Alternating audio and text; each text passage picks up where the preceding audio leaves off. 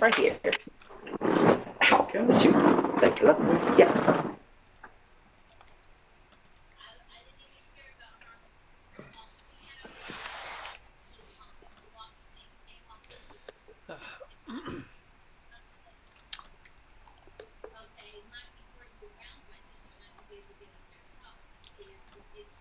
Am I the only one who did a summary? Yep. Yeah. Hey, you reap the rewards now. Which I will ask you about in a moment. I'm just, logging in. Now that I've got the stream set up. I'll say I thought about doing a summary, but then I was like, I don't think anything really happened during my last time in session. So I was like, I had enough for 3 paragraphs. That's it. well, I know. yeah, I know. I'm say, I definitely had more summary worthy stuff.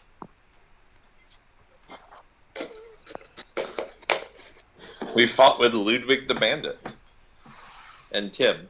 Sadly, by going into the basement, you skipped a lot. by doing what? By going straight to the basement, you skipped a lot.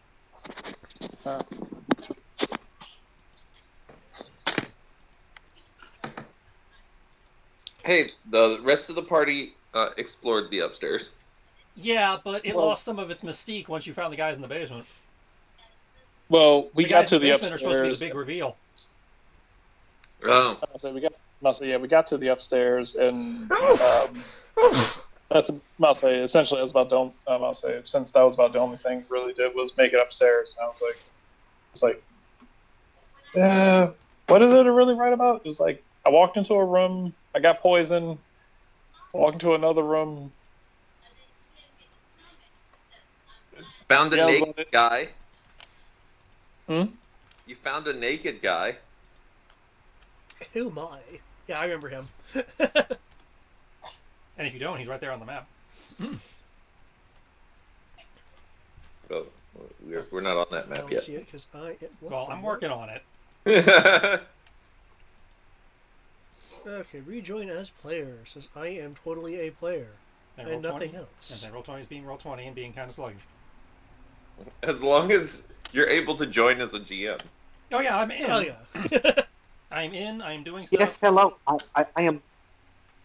Oh, yes, hello. I am friend player, not GM. I actually have not received a response back to them. I in fact sent a response to them saying I would appreciate an update, even if it is just we're working on it. You're asking too much. They will address it at the same rate they address all other concerns. So in 6 years, you might get a tweet saying they got it. Points.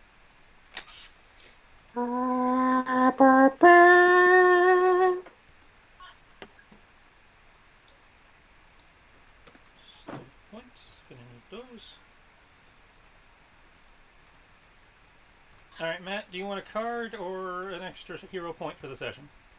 Red card. Another card for the man. Another card for the gentleman. 1 card. Yep. And dealt. Matt's like, I'm gonna need these cards. Another card for the man and for the gentleman from the Silkland Empire. I gotta really work on that Louisiana accent. I say, Matt, that you're up to what, 4 cards so far? 3, I've already used one. Oh. I figure I can use 1 card a session if I can keep this up. And then always have emergency cards. Let's see what I got. Like the emergency cards. Let's see. Tristan, this one's blank. No, I'm just kidding. That's the trick. I slipped some empty ones in there just to fuck with people when they kept asking for cards. Ha Oh!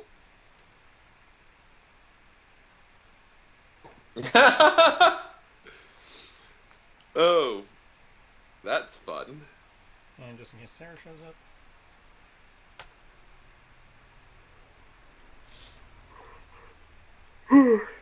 One, three. What's everybody else doing? I don't think we ever got to that. Yeah, I've been mostly mostly inside. Been up way too late. Mm, um, no, that. 2 for me. let's see. At some point, I am going to need to learn how to set up VHS conversion equipment and dictaphones. VHS, as in like video cassette players? Yep. Let me check. Cool. 5 hero points for me, 6 if Sarah logs in, and 2 for y'all. Let's see. Okay. Yeah. What we have here is scroll up a little bit more. Good thing I didn't take the hero point, huh? Okay. Yeah, it's not like you guys might need them. Well, it's more of that. I think by the sound of it, the hero point if we choose a hero point, it automatically goes to us. Would Yeah, that be if a you good? choose to get a hero point, it's +1 hero point for the party that session. Sure. So because you chose not to take a hero point, you guys only have 2. Well, no, because no one else wrote a synopsis and didn't take a hero point. Like that's up to them. Honestly, No, if I wrote a synopsis, I'd choose a card. I feel like Yeah, most of you okay. will do, based on past experience, most of you do that. So yeah, this is gonna be the way this goes. Let's see. The equipment is VHS to DVD and cassette recorder to CD converters. But I started playing a new 5e campaign with another friend and his crew. And to create my character for that campaign, I used the random character generator from this campaign with a couple of modifications. Nice. A couple modifications. Oh, the background generator. Yeah, Okay. so it created a very interesting character. He's the son of a general who was poisoned when he was born. The general was poisoned when he was born. Okay. I was like, okay. wait, were you poisoned? I was gonna be like, damn, starting right off the bat.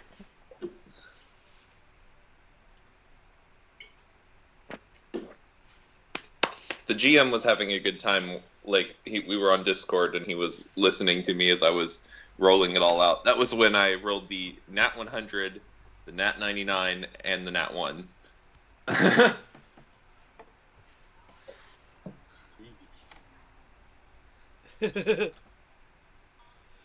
Yeah, man. Hey, background generators can really work for you. Yeah, I really like it. Mm-hmm. I'm thinking about using it as a basis and adapting the Mechton, / Cyberpunk one, just because it gives you a lot more stuff than the baseline one does. Yeah.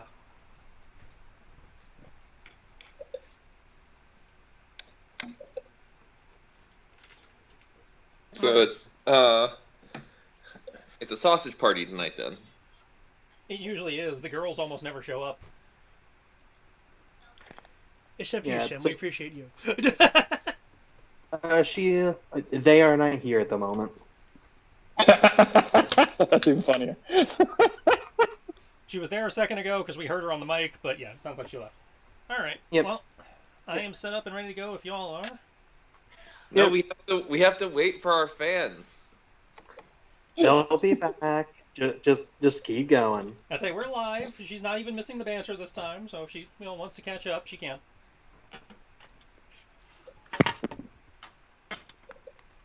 I'm not going to hold up for our only fan. Oh, Oh, only fan joke. Okay, so I'm going to start upstairs since I ended on downstairs. Of course. Of course, Meisha. Of So, course. Brian, since you're the only representative of upstairs, you I will have happily be two the you have this upstairs. hallway left to check. Okay. I will check this hallway, and hopefully there's no exploding mushrooms. It wasn't an exploding mushroom. If you find it, you can eat it and get bigger. All right. It Yeah, was do yellow that. mold. If you find a flower Yeah. after that, you can get Is 5. this the door right here? You just walked past 2 doors. Oh, There's a door I here. can't tell. Oh, okay. I'd say there's a door here, And a door back here. Then I'll open this door. Over here is the staircase from the kitchen. So this is the staircase? No. Back here is a staircase. Okay. I say you're standing next to a door right now. All right. I will open that door. You should be able to see into the room now, yes?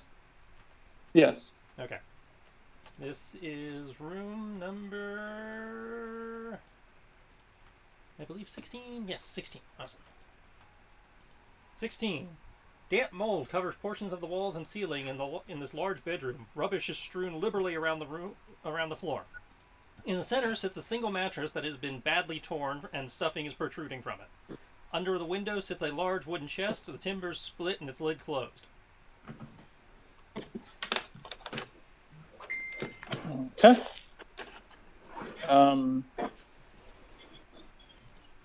I will look around, and I will gradually search the room. Okay. This case we'll go with a perception check. Cool. Probably open his sheet. Yeah, that'd be very useful. All right. Let's see. Perception. And remember, we're using the 3d6, not the d20. Oh yeah. It's only session 4, so I figure I need to remind you guys a couple more times until that actually sticks.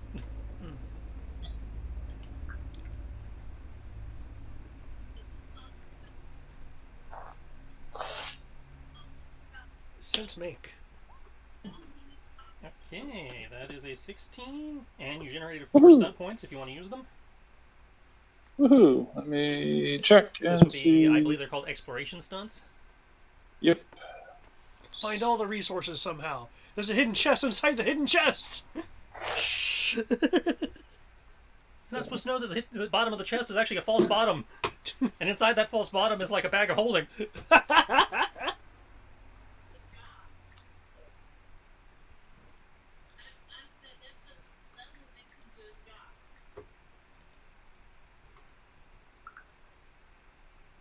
Let's see.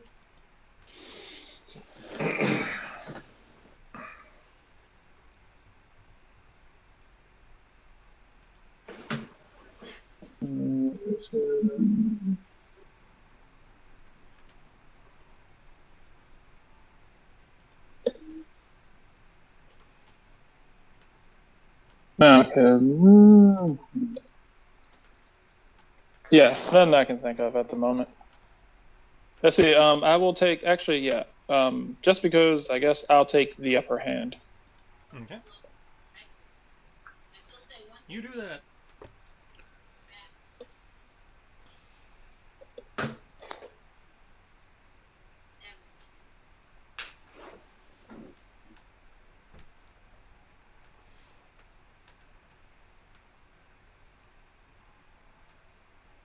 Alright.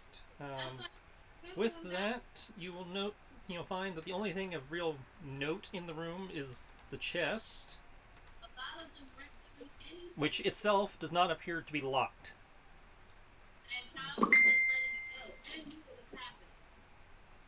Oh, okay.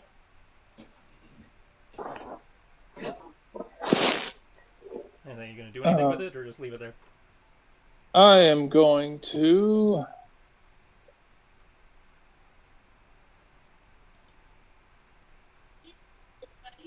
I will open the. I must say, I will take out my sword and just kind of.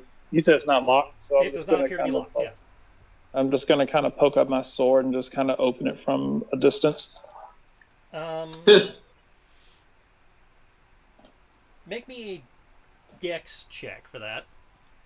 Okay. It's not that hard, but I want to make sure you don't nat 1 or something and cut yourself. Oh no, tetanus. Well, I mean, he's got mold all over his weapon from when he stabbed that closet, so. Well, that's true. Dex check. Okay, yeah, that's definitely good. Well, that's a dex save, but still. Oh. Unless that's the same thing for you, I don't know.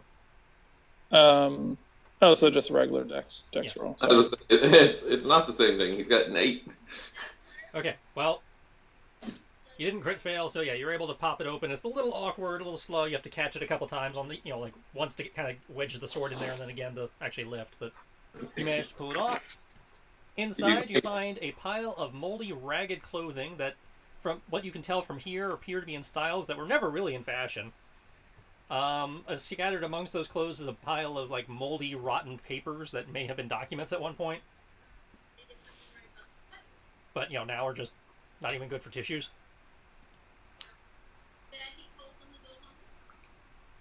I'm starting to wonder where all these ghosts and specters everyone was talking about are, because this is I'll say this is showing to be a rather uneventful mansion.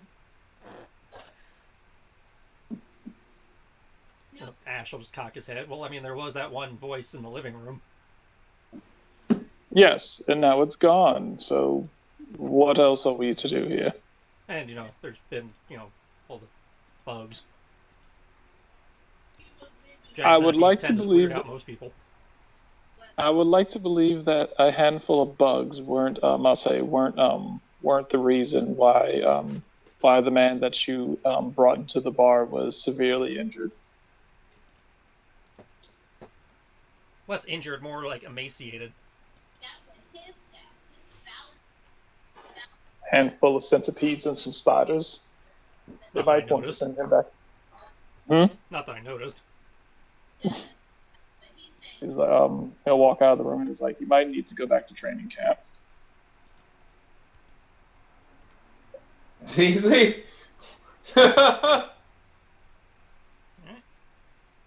Last Walk door out. on this level. Yep. Helps if I'm not using the ruler tool. As it helps if I'm not using the ruler tool. Oh, come on.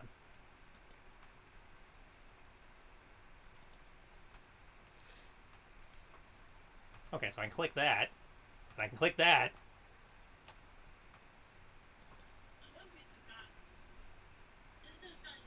What the fuck? What? It just kicked me out of the game. No! Stop shimming! No!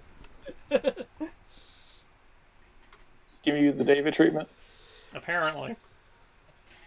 If Roll20 starts locking people out, I put far too much time And money. and money into it. I mean, I am more than happy to go back to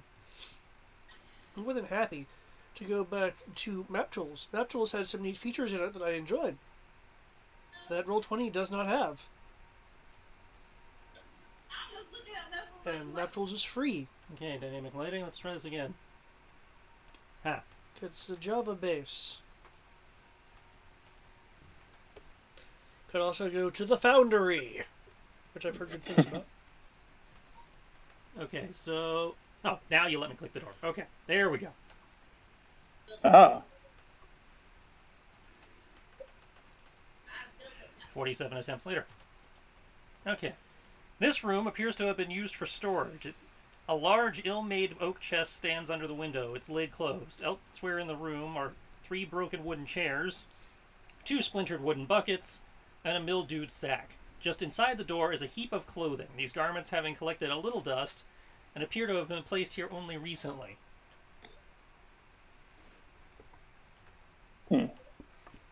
Ned peers around the door and, makes a move towards those garments.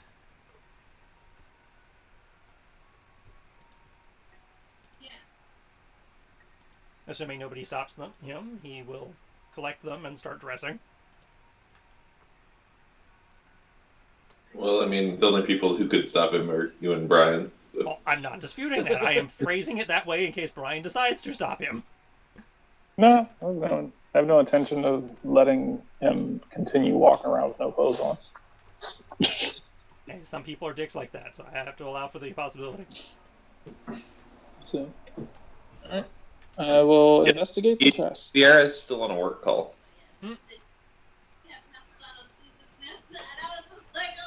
I'll investigate the always on a work chest. call. Do I need a dex check for this? For what? Sorry, I missed what you said. The chest. Is the chest unlocked or is it locked? The chest is not locked, so if you're intending to do the sword trick again, you will require another dex check, yeah.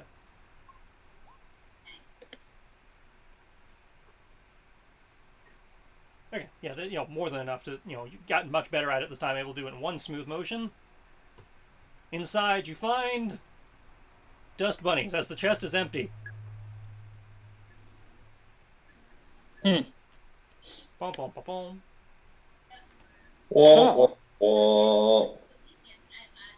Kyoki's gonna turn around, looking and smiling at the group. Wow, this is so much fun.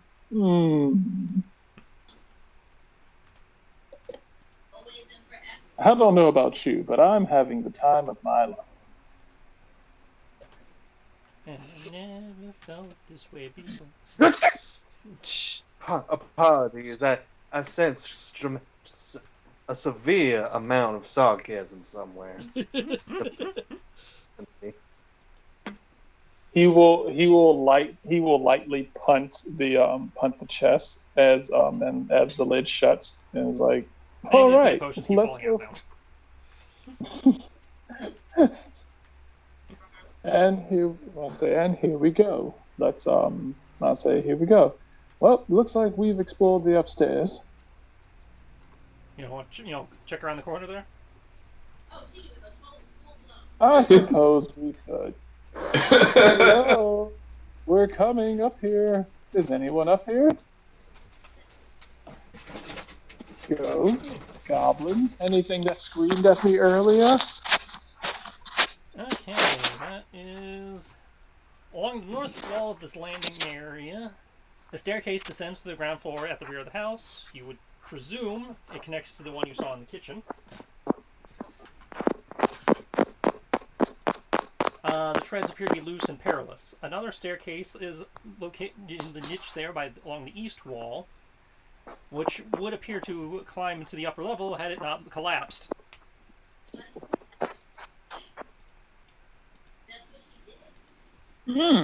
So there's an upper level. Does anyone have a means by which to go up?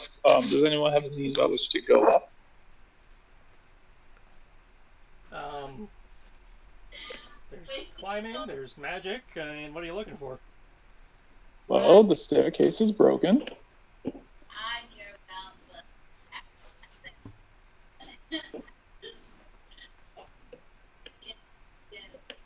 I mean, I could try to jump. I don't know what the rest of you do.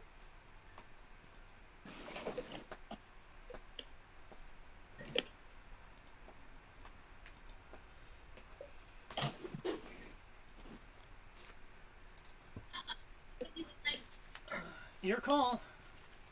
All right. Well, I will try to jump. Okay. Obviously, that will be an athletics check, unless you can convince me of another skill. Nope.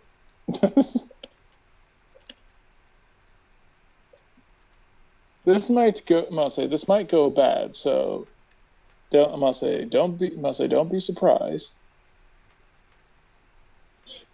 And they don't actually have a map for this area. So. Where do we make a? Yeah.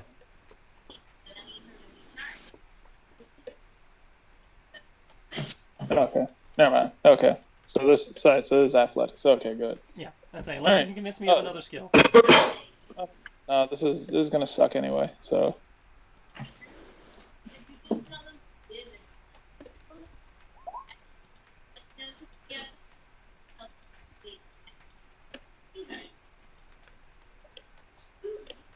Really?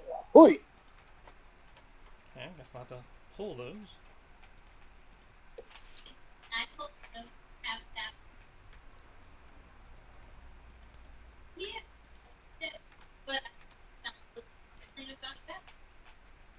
Okay, that is an 11 with no doubles. So you make a jump, but you slide a little bit on the wooden debris, can't quite get a good handhold, and you slide back down. Well, I tried. I guess this house can't be searched.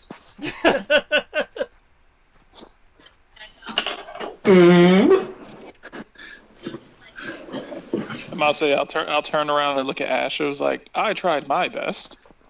How's about you? You seem to be a little bit more athletic than someone like me. I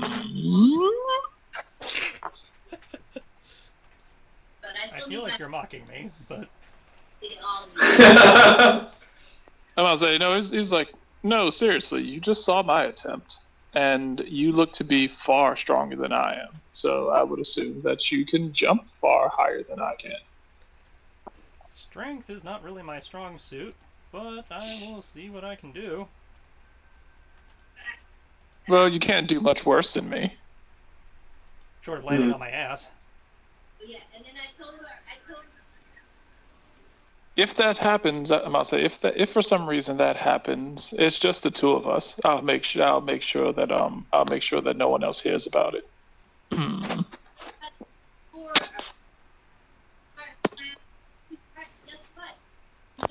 While you attempt to do that, I'm going to go to the edge of the hallway. The rest of you stand back. We're going to attempt to do something, and none of you can look.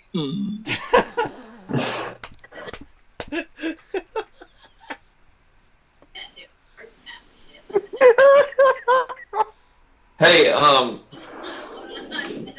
don't be afraid to use one of your character points on this, Tristan. Oh, well, I'm not worried about using character points. Besides, he's not a, well, I mean, he's an NPC, so I guess that would come out of my pool, wouldn't it? Besides, oh shit, he's right. I like how he's wow. I like how he's like, oh yeah, I can't. He's like, stress not my strong suit. I don't know how I'm gonna jump. Oh wait, I cast jump. Well, he was, he hadn't really seen, because you'll notice there's a wall there, so he was assessing the situation, looking around. Decided it was worth burning the mana. I'm imagining Kyoki looking at this and just sitting there going, "You stupid." Yeah. So yeah, Koki's just standing there, just sees him like blur up. Because I imagine, the jump spell is kind of like the one time you see force jump used in Star Wars. I was thinking more like $6 Million Man, just like. It was like, oh my, look at him. It looks like white men can jump. Okay. Jumps up. A moment later, a rope drops down for you. Whoa, that's cute. He thinks I can climb. Well, you see, with the rope, I only need a cursory athletics check to make sure you don't fall and break your neck, so as long as you don't crit fail. Here we go. Oh, that I can do. On doubles. You generate 6 stunt points. Sure, why not? I will use them for shits and giggles. What does this count as? Still exploration. You know what? Fuck it. Fuck. Okay, Brian? They don't have a map for this area, so if I put you out here, can you still see? Yeah.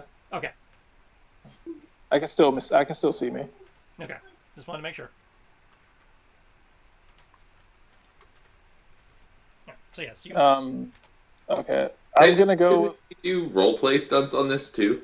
If you can convince me why a roleplay stunt will be applicable, yes. Usually anything but a combat stunt can be used in any situation if you can convince me why it applies.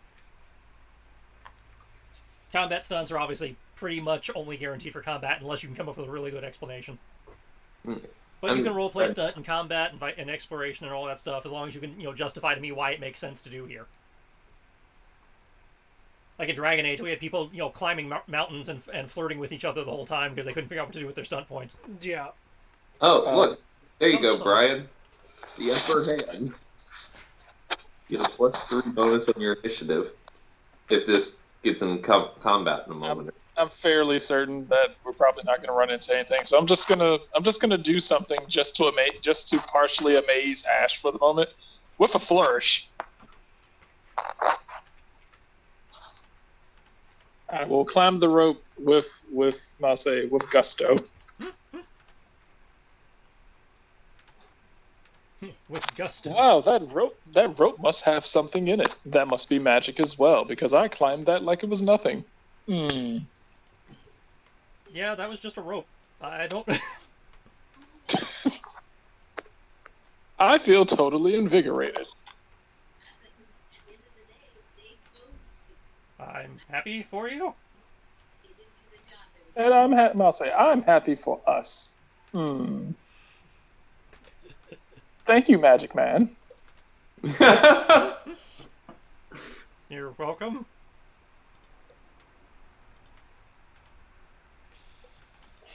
Question mark? I'll say so many tricks up his sleeve. I see why she's fallen for him. Hmm. What now? Oh, nothing. Let's search this dank, dark area.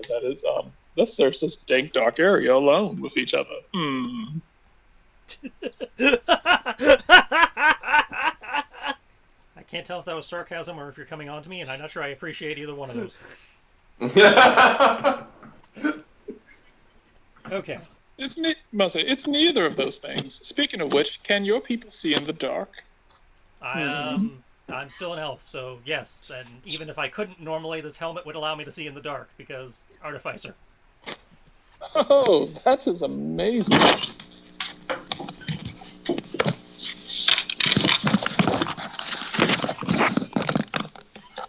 Hang on, somebody's dropping like a box of crayons over the mic. Can you guys still hear me? Now, yes. Yes. Okay, cool. Sorry, I just put my headset on. Okay, is that what that was? Yep. It sounded like a collapsing Lincoln log. Okay. Come through a gaping hole in the floor shows where the top of the staircase used to lead before it collapsed. You are surrounded by grimy cobwebs on the walls and ceiling, and the floor itself is covered with broken furniture and other rubbish. Several holes from the roof allow dim light to enter this large room and the room itself runs the length of the house. 2 large sacks lie heaped in the northwest corner of this area. And so you appear to be in some sort of attic. Well, I'll be honest. The attic isn't where I would store my bodies.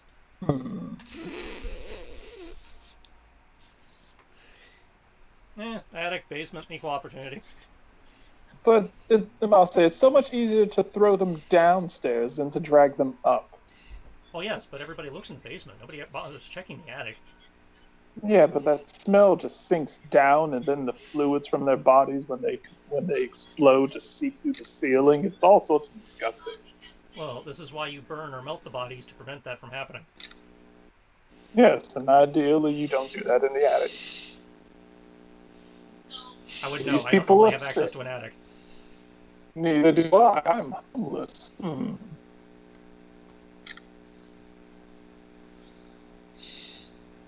Well, See, look at us. We're bonding already. You don't have an attic. I don't have a house. We're practically the same. well, I don't have a house either, so yes, adventurers tend not to have houses. Haha. Who knows? Maybe you'll reach about 20th level and you'll be able to create a mansion, depending on your class. Yeah, my spell list doesn't go that high. That's unfortunate. I guess it's tent life for us. Unless you marry the young miss, and then you get to you get to move up into money. You'll become a duke or something. It would be grand.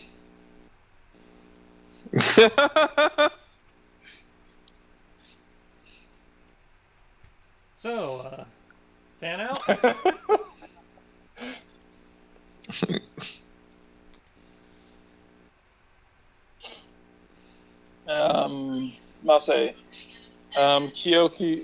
Kyoki will walk over. Kyoki will walk over to the sacks. Hello, are you alive in there? These sacks If you're obviously do not dead, respond, please. for they are sacks. Are they like flat sacks, or are they like No, look they like they look have like they something might in? have something in them. Okay. Kyoki will give them a loving kick. The sacks shift. You hear a slight cracking sound. Oh, you just Did it broke sound like their a rib? legs. Hmm? Did it sound like bones, or did it sound like porcelain or something? More like porcelain or china. Oh no! I think I broke something slightly more important than a person. I will. I will open the bag.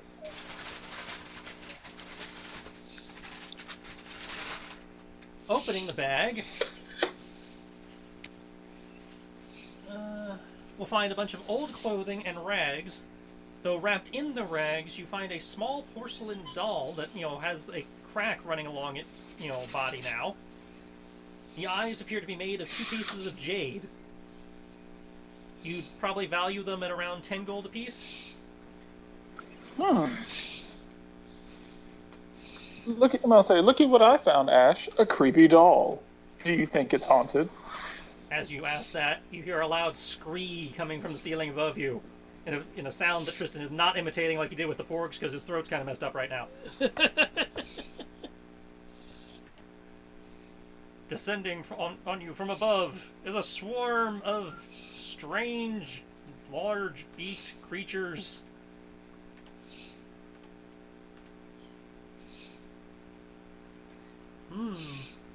Well, that's not nice.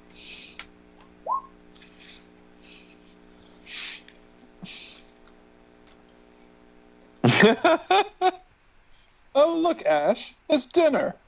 Let's Kirby see. swallowed a pterodactyl.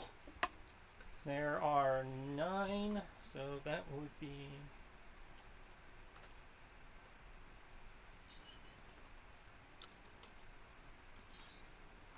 Looks like they only have 1 attack.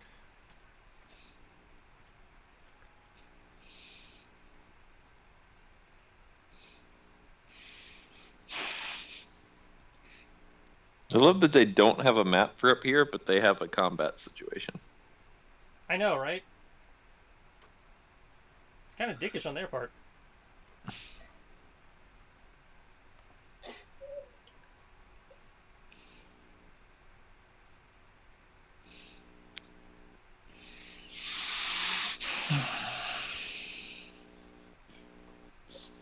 Okay, so they swarm down on Kyoki due to random GM roll I made. Behind the scenes, and let's see if they beat your AC. They probably will. Yes, they do. And no stunt points. Damn! But all 9 of them come down, sticking their proboscis in various parts of your body. You take 24 piercing damage. How? That's a problem. Let's see.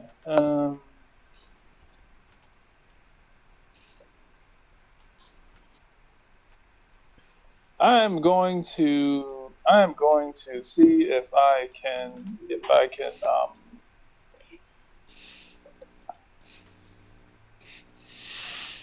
Well, let's roll initiative. I would like to use my keen defense and have that. By all means. Where's my turn advance button? I see it right there. Yeah, it's on this one, but it's not on the other one.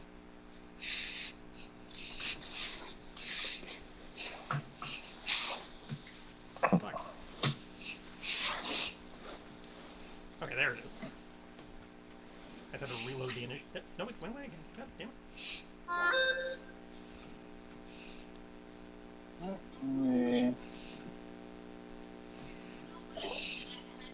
Alright, roll 20. What gives? Time to roll my AC.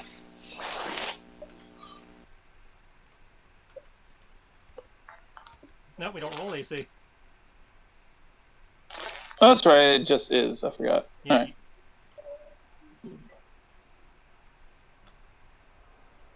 Okay, but you do roll your initiative. All right. Yeah, that's what I meant. Sorry. Initiative. That's what I meant. Okay. All right. So half of that. Let's see. Let's have that to 12. All right. Ow. That hurts.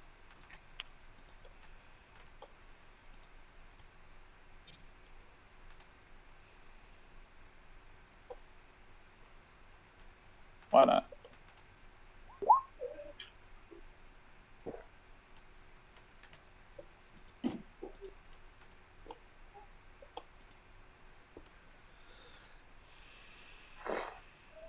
Okay, Kyoki is going first. Why the fuck won't it let me? I can't even. I've been trying to put in my 1, Oh. 2. There. Okay. All right. Yep, you're still going first. Okay. Okay. Yeah, you have 9 of these guys sticking out of you. For the purposes of this, they count as one unit. So if you make an attack, you won't be attacking all of them. Okay. I did the minion group thing. Yay. All right. So I attack all of them. Mm-hmm. Awesome. Cool. Then I am going to do a handful of things. Then. I don't see myself being able to use this that many times for the rest of the day. So, Famous last words. all right. So I am going to.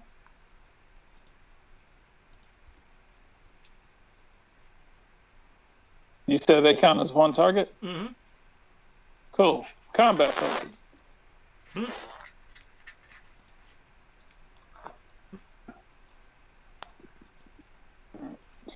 Well played, good sir. Well played. All right. Da-da-da. Let's see, combat focus, and I am going to.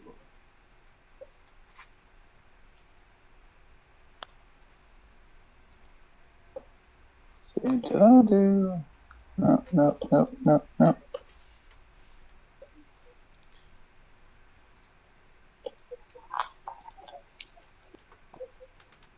All right. Cool. Yep. I'm going to just go ahead and I'm going to strike it. I'm gonna say as the blade just whips from under my my sleeve. Where is Shinso? Here we go. Let's have some fun.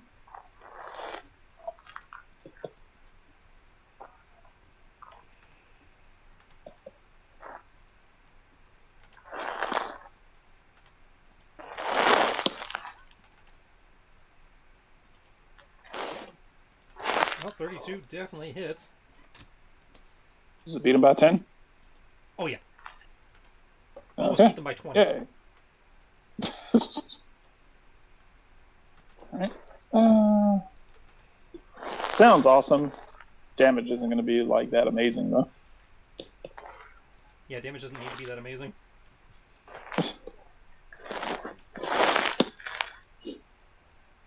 Does need to be more amazing than that though, but I believe you have 2 attacks. All right. No, Let's see. that's right. You have to blow a duelist point to get the second attack, don't you? Yeah. I'm about to say, yeah, I have to blow a duelist point in order to get dual attack. That's why I'm like, I can attack once.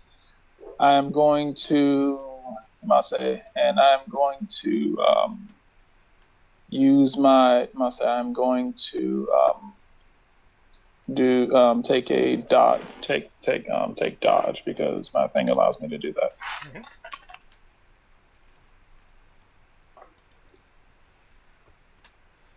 Good.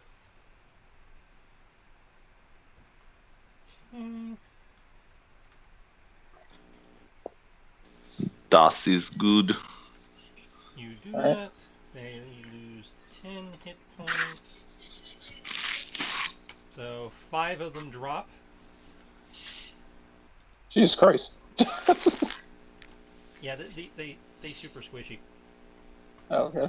The thing is, you're awesome. Yeah, that no one in this universe can possibly do 10 points of damage. This is why they attack in swarms. Okay. Ash will move to assist you, going for the outermost of the two swords he wears on his back.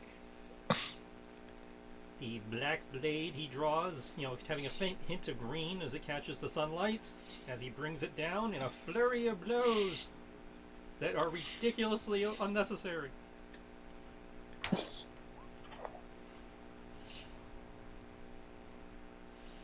Got a bunch of doubles I'm not even going to bother using. They're dead.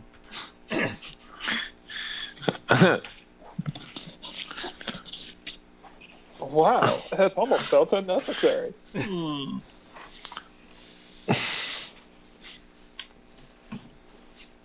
Are you familiar with these creatures? That's without Great Weapon Master. Are you familiar with these creatures? You may make a nature check to identify them if you wish. No, I was asking Ash. I believe that's a sturge.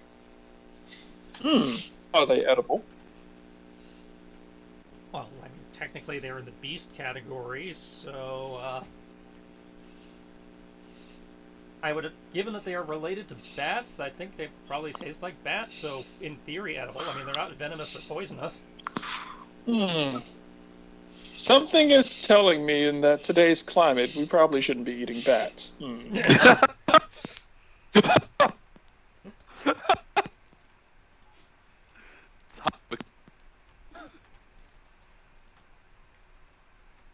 Well, you asked.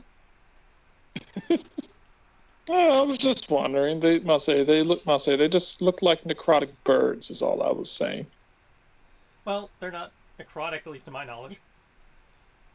Well, they're sagging, rotting-looking skin didn't exactly look that great. Well, I didn't say they look great. I'm just saying I believe they are a natural occurrence. Okay, but here we go. Here's one. Here's one eyeball for you. I'll take one of the eyes out of the doll and hand it to Ash, and one for me. All right. Would you like this doll? Do you have do you or any of your friends have some sort of puppeteering ninjutsu? I might know a few people, but that's not one I've got. Do you think they'd have fun? Tends to be more of a wizard bard thing. Do you think that any of your friends would like a creepy doll that was found in the attic? Well then, sounds like a blast. You said there were 2 sacks. What's in the second one? More dirty laundry. Oh, okay. We do have a man in need of clothes downstairs. Maybe he wants more clothes. I know, but obviously those are his only clothes. Maybe he wants more. He must be really desperate if he wants to wear moldy clothing. Well, beggars can't be choosers. You'd be surprised. I've seen some really picky beggars.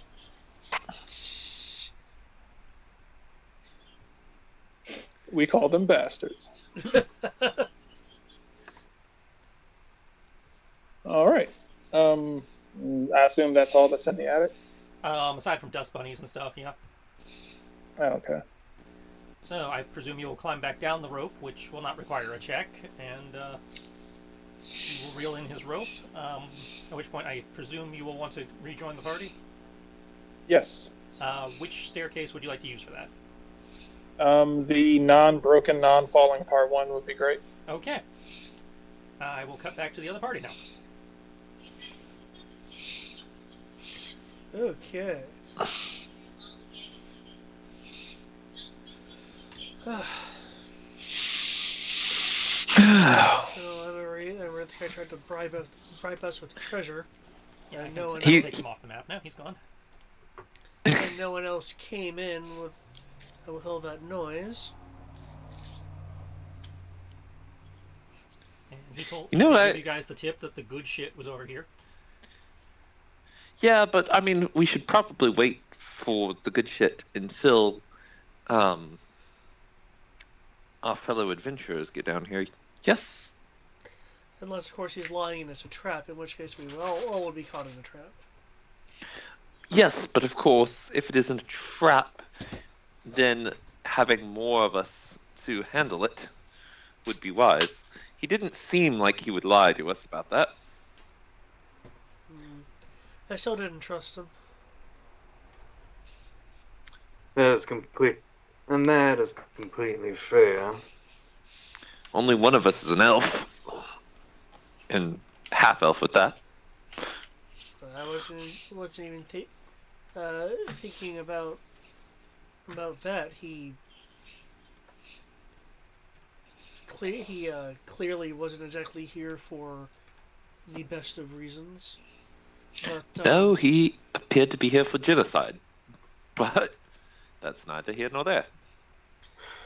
No, but he does bring up a good point that they were expecting a raid at one point or another, so it would be a good call to figure that they would have prepared for such a mess. So, and I tended to, and from what I do recall of good, I'm sorry, I can't remember your character's name, David. What was it? Farron. Farron. And of course, Mr. Farron's career in ruin running would certainly be indicative of such things. Would that be fair to say, sir?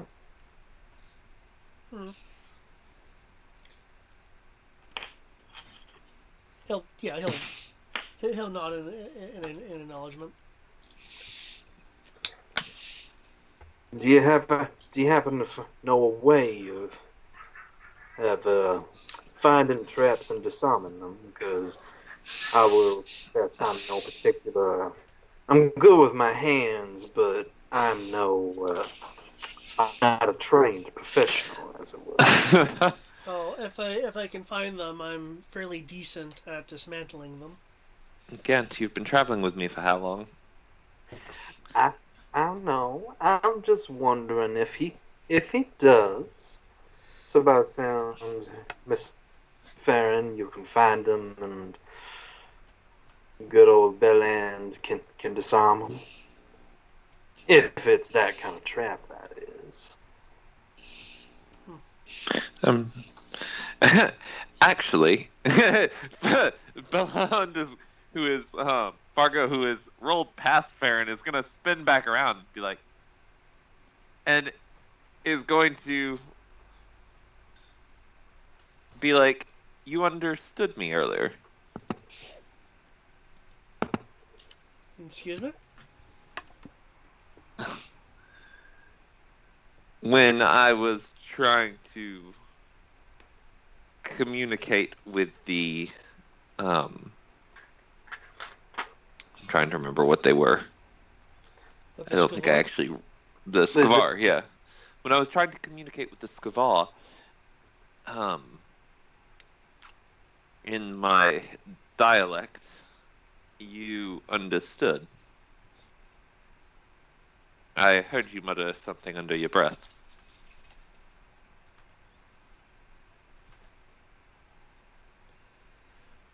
No, it's just I've heard people talk like that before. Interesting. He's going to roll back around and then continue rolling on down this way. To go take a look at the door. I'm gonna circumnavigate the tables and stuff myself to get over sheer.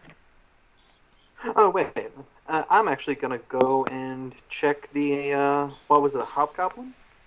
Yep, Hobgoblin Captain. Yep, I will root through the Hobgoblin's pockets, because I know Ludwig went through them probably for coin. I'm just seeing if there's anything Ludwig else. looted the other human. Oh, went through the other human. Okay. I will go through... so, then I will search the Hobgoblin. Give me a moment. Okay. When you're through with that, I will let you do something as well. Hobgoblin cat. The hobgob. Hobbity gobbity. The gob gob. It's like a hobbit, but part goblin. It's a hobgob. That would make far more sense than what they actually are. Okay. Let's roll some random loot. Here's a seat. He goes on this table.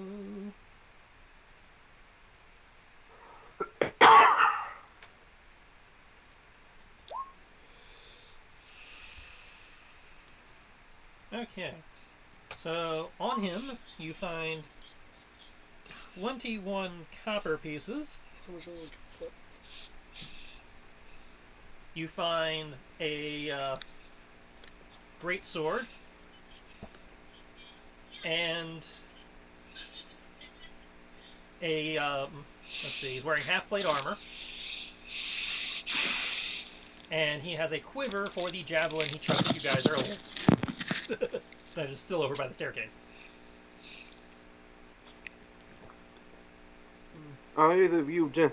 So 21 fair. copper, Sorry. half plate, great sword, and a javelin.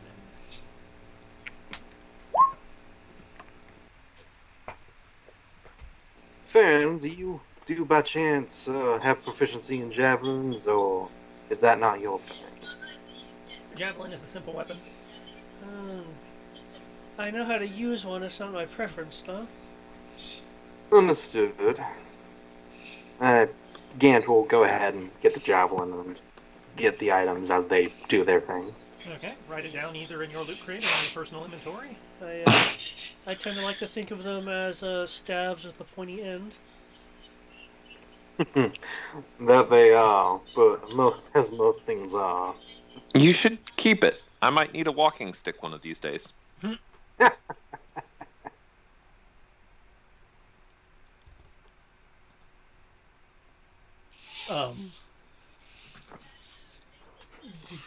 Something you want to tell me? Yes. I am going to expand my senses outwards, looking for thinking beings within 30 feet. More than 2 feet of rock or 2 inches of lead blocks it, but these walls don't appear to be anything more than a foot or so thick. Is it thinking beings? Yeah, if they have an intelligence of 3 or less, it doesn't work. Yeah, you can't detect a creature with an intelligence of 3 or lower, or one that doesn't speak any language. This will last for a minute. I figure it's a good way to check to see if there's, like, you know, an organic trap, so to speak. An ambush, that's the word I'm looking for. Or, you know, just people captured. Just to wait to read.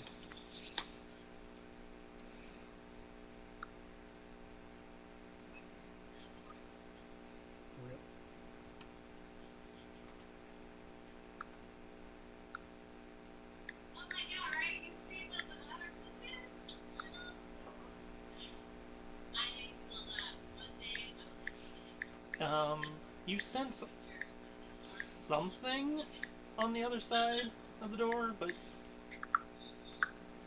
Which door? the door he indicated. Okay. There's no, you're not taking any thoughts in there. In the other, on that other door.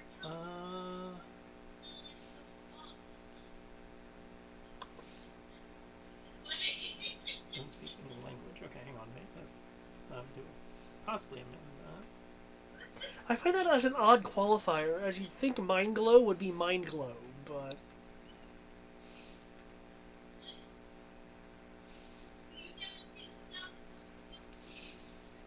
And yeah. several,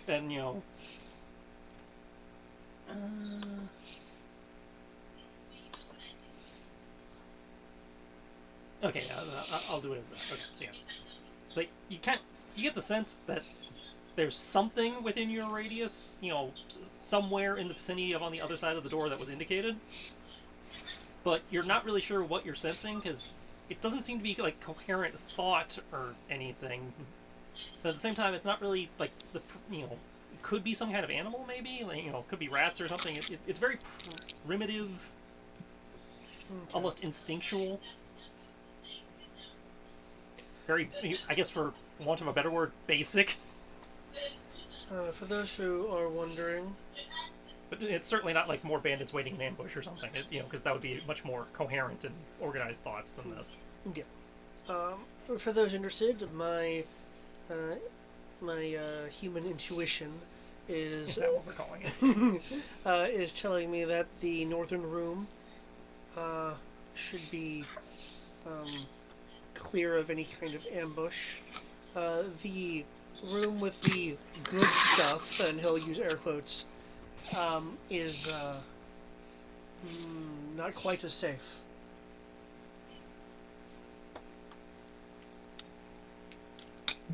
So, there's... When you say quite as safe, do you mean? Something potentially hostile, a bad... well, you're not getting a sense of hostility or anything from it. You're just... That's why I said potential. Yeah. Something potentially hostile, a general bad feeling from this area over here. And he points towards the western room. But the northern area where you are, Bellin, should be safe. No, this door. Yeah, the one. Yes, the one in front of you. I will try to open it. The door. Which door? The northern door. Okay. The northern door.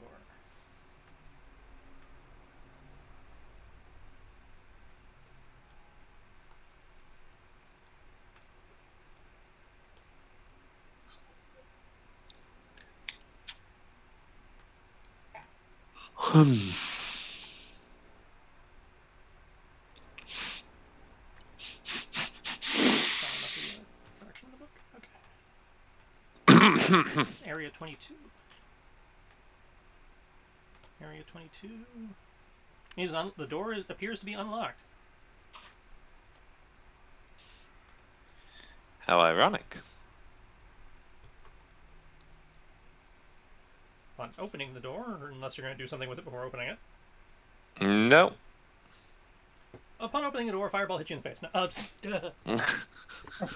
somebody forgot to check your traps. Unlike the barracks, the small room holds comfortable furnishings and appears to be well cared for. A comfortable-looking bed is in the northwest corner and has a wooden locker at its foot, very similar to the lockers at the foot of the beds in the room proper. Dibs on this room.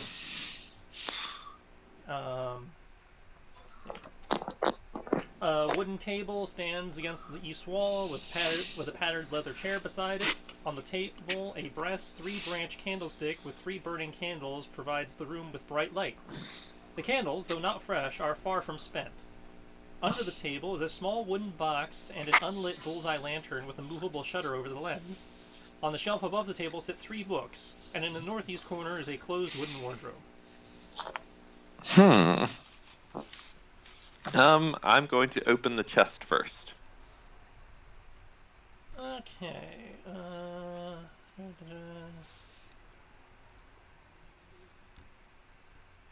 Here's the books. The lantern. Well, let's do the hobgoblin's room or the boss's.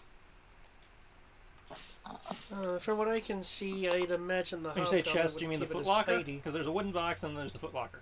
The footlocker. Okay. Yes.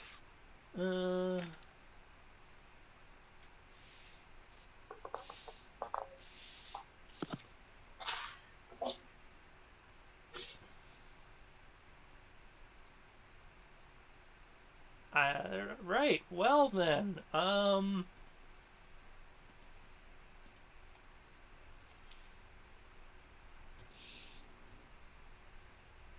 guessing the footlocker is empty because they mentioned everything but. Alrighty, cool. Then I'll open the wooden box. Okay. Small wooden box is not locked. Inside, you find 12 candles, some flint and steel, and a piece of parchment that seems to indicate some sort of, based on your passive investigation, some sort of signaling or cipher. It'd be funny if it was Kyoki's.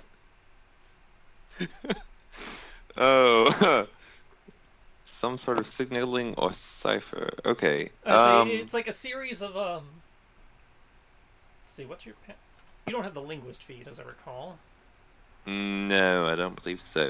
And your passive investigation is Although lows. Okay, so yeah, you see some words like, warning, danger, all clear, and then you see a series of dots and dashes next to it. some weird code. The code. Oh yes, of course, that would be what you would be interested in. Oh, just a little bit of deciphering, here, there, and yonder. You and your pink hair and your beautiful abs. Wait, what? Don't mind him. But when you say code of some sort, like, yeah, you gotta share it with the class, make sure.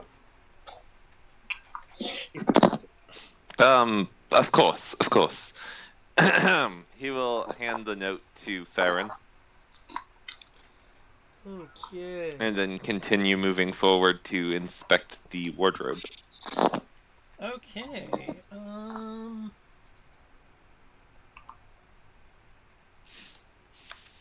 Double check something real fast. Just I vaguely recall something. Okay. In Farron, looking at it, I believe you have the linguist feat. Yes, I do. Okay, you immediately recognize this, even though your passive investigation is not that high. You immediately recognize this as a like a legend or a key, likely related to a I forget what they call it, in naval terms, but basically the system for using Morse code with a lantern. I believe the only thing I can think of is signal writing, but I think it has a better name than that. Yeah, so you know what I mean. It seems to be like a key for how many on-offs you need to send send the all clear, warn somebody away, etc. Flash code? Yeah, well, I think that blink code, flash code, I think is what the Star Wars version, but yeah, same idea. It is for using a lantern device to signal a ship at sea. Interesting. Based on the various things listed on here, most of them seem to be, most of the options on the list would seemingly be related to if you were trying to bring a ship into port, or warn them away from port, or let them know that cargo is available or not available. This seems to be the code for codes for port various port procedures, bringing boats in, sending them away. Based on your background, these are the type of code, the various codes, the types that they cover are ones one might see in like a smuggling operation. Okay. But they clearly aren't standard. So like if the drop if the drop was in place, these are this is what they let them know that the drop is ready for pickup and that kind of stuff. Yeah, from the looks of it, it's odd enough that I'd be willing to bet it's a form of smuggler signaling. What was that? Yeah, right. Again, Gant will kind of will stroke his beard for a moment. With what Gant knows of where the house is, how close is it to? Oh, wait, hold on. The house is about an hour's walk from the town, and it is located on a cliff overlooking the water. All right. So, either the so, In some especially ways, it would be since ideally positioned to be, say, a lighthouse. this would be an ideal place for lighthouse, especially if you don't want anyone in town knowing you're warding anyone off. Did anyone So see either any- they use the house itself or somewhere along the coast, I suppose. Yeah, but was there any kind of signal light on the exterior? I didn't notice anything. I don't think there was.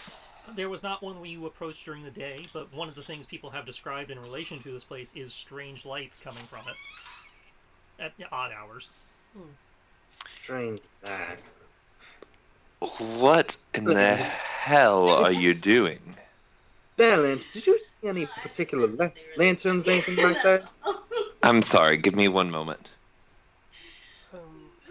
I know I certainly What? didn't see any lanterns. Maybe something funny, that's all. maybe there's something in that room that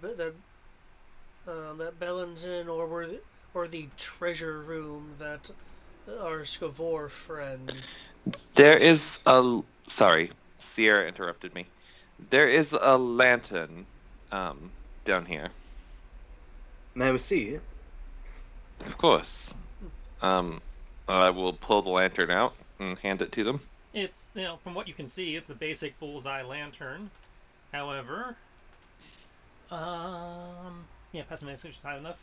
You realize, you can tell by examining it at a cursory glance that it is used infrequently.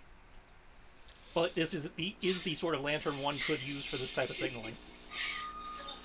Well then, we found our seat. Question is though, where do they probably have some kind of schedule or something somewhere else, unless they get send-ins or such. Well, I would imagine that whatever it is comes at night when it would be easiest to see the light. Of course, the smuggling hour, as it were. I'll assume a minute's passed by now. Question, Triss. This will be a little weird to ask, but I doubt any of the villagers probably mentioned it. But did any of them specifically mention when the last time they saw lights were? None of the ones you talk to, because most of them don't come out this far and specifically avoid this place like the plague. Understandable. You did get that's been going on for a while now, and that again, it seems to be at random or infrequently. None of them have noticed a set schedule, but again, if they're not really looking for one. Yeah, they're not really looking for one. Right. So they're signaling someone. So either their captain knows something about it, or I wonder damn, myself, if this is a smuggling operation, they would need somewhere to store their goods, assuming even if they're not fencing it, even if they're just holding it for shipment. Well, not thinking. Oh, sorry, go ahead. I'm sorry? No, you were. Yeah, I cut you off. So go ahead. Farron will walk around just kind of looking at the area. Could I, well, no, cartography is more for overland mapping versus building structure. Because I think there is actually a kit and stuff for architecture, isn't there? No, that goes under carpentry usually. It goes under carpentry? Or probably masonry? Okay. Basically, both of them have it, I think. Okay, because my thought was, and maybe a general perception was more called here, is to kind of like look at the dimensions to see if there is like some sort of smuggling compartment. Okay, that would be an investigation check in this instance to search for hidden things. Okay. I am so good at that. While you're doing that, Fargo, you do find in the wardrobe a where is it? I was literally just looking at it. Here we go. A fancy floor-length oilskin coat worth about 5 gold hangs in the wardrobe. Nice. Its sleeves contain numerous empty pockets and it is trimmed in an iridescent green silk. It looks like a pimp coat. And it's a very fancy, like, sea captain trench coat type thing. Interesting. Again, worth about 5 gold, based on your assessment. Do a shanty. Hey, Gant, did you need a new coat? And for the record, 5 gold is a lot for a fucking coat. Yeah. Yeah. Depends. How's the coat? I'm gonna show him the coat. I have no idea what the fuck oilskin is, but yeah, I'm guessing that means it's treated for rain or something. We'll take it either way. We'll have to hand everything out. This is, after all, a eventual party. We'll have to find everything not locked down. Of course, of course.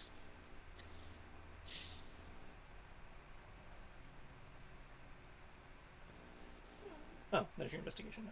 Farron, you do actually find a hidden compartment in the room. You find it under the table, and inside appears to be a spell book, based on your training. Like a wizard's spell book where they keep their prepared spells.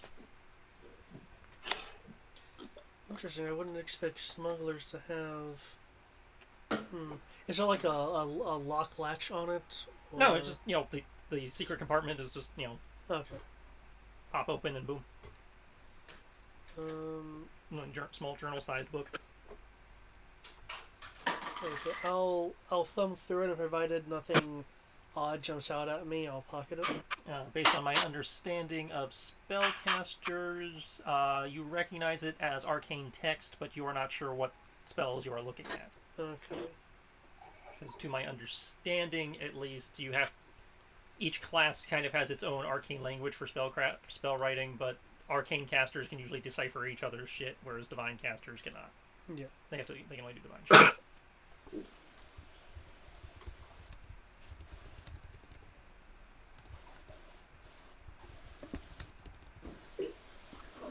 Okay. I believe that's £2. Spellbook? That sounds right. It should be in the compendium if you're really concerned about weight. I'm not over encumbered, so. Anything else? And so you still got the books. You'd always stab the pig or something. I don't know.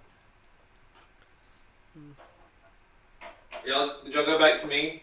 I went back to the group in general. I was just asking, is there anything else you guys want to do in the room? Well, I think we should wait for the others, provided they aren't in any kind of trouble.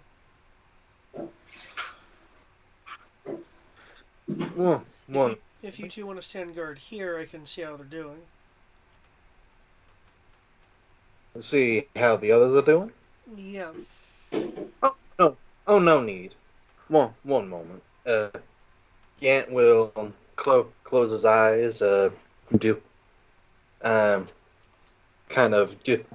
out his sword. This is actually probably the first time the sword is probably more easily seen. I guess for the moment it looks like short sword, but it's like sparkling. Like I guess at the current moment, let's say it's glittering like starlight.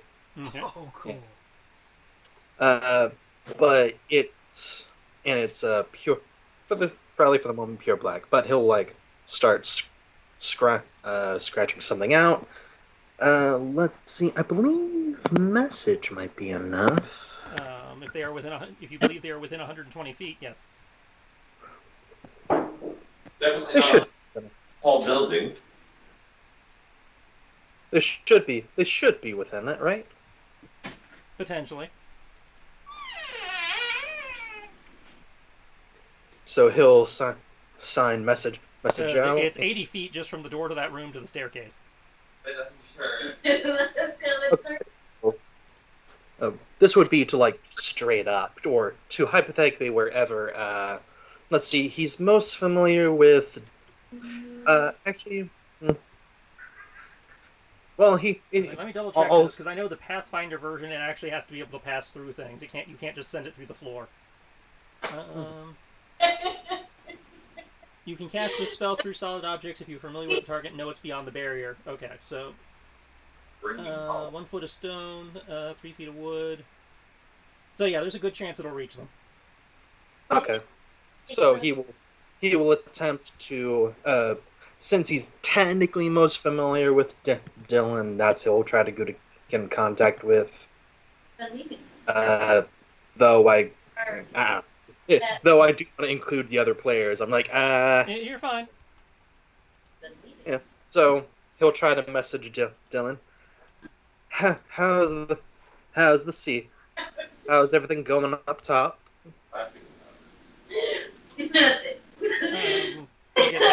Everything's going fine. As you hear that, you also hear her say that as they come down the stairs. Unless you're gonna make my nipples warm again. Never mind. Oh, never mind. Here we go. I'll give it back. Context? If you come game with us. I am fine. Plus, you guys already started over in like an hour. Okay. Yeah, but we're about to face the boss. That's what you think. Ant will do like a fluorescent bow to all of them. And for Farron, as he's like doing the bow and he kind of sheaths it into his sheath, you do notice that it changes color again to like just a pure like dull silver.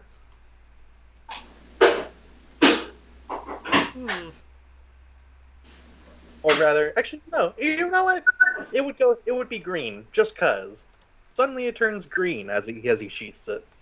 Would it be an Arcana roll to try to? Yeah. Okay. Arcana would certainly apply.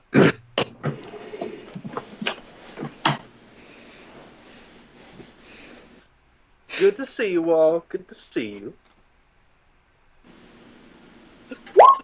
I'm just going to assume they're done talking randomly about nipples over there, and. Oh, are you talking about us? Yeah. You forgot to mute. We got some really weird, out of context stuff that has been forever immortalized. It's trying to convince her to come play with us. She said, "No, y'all are gonna be done too soon."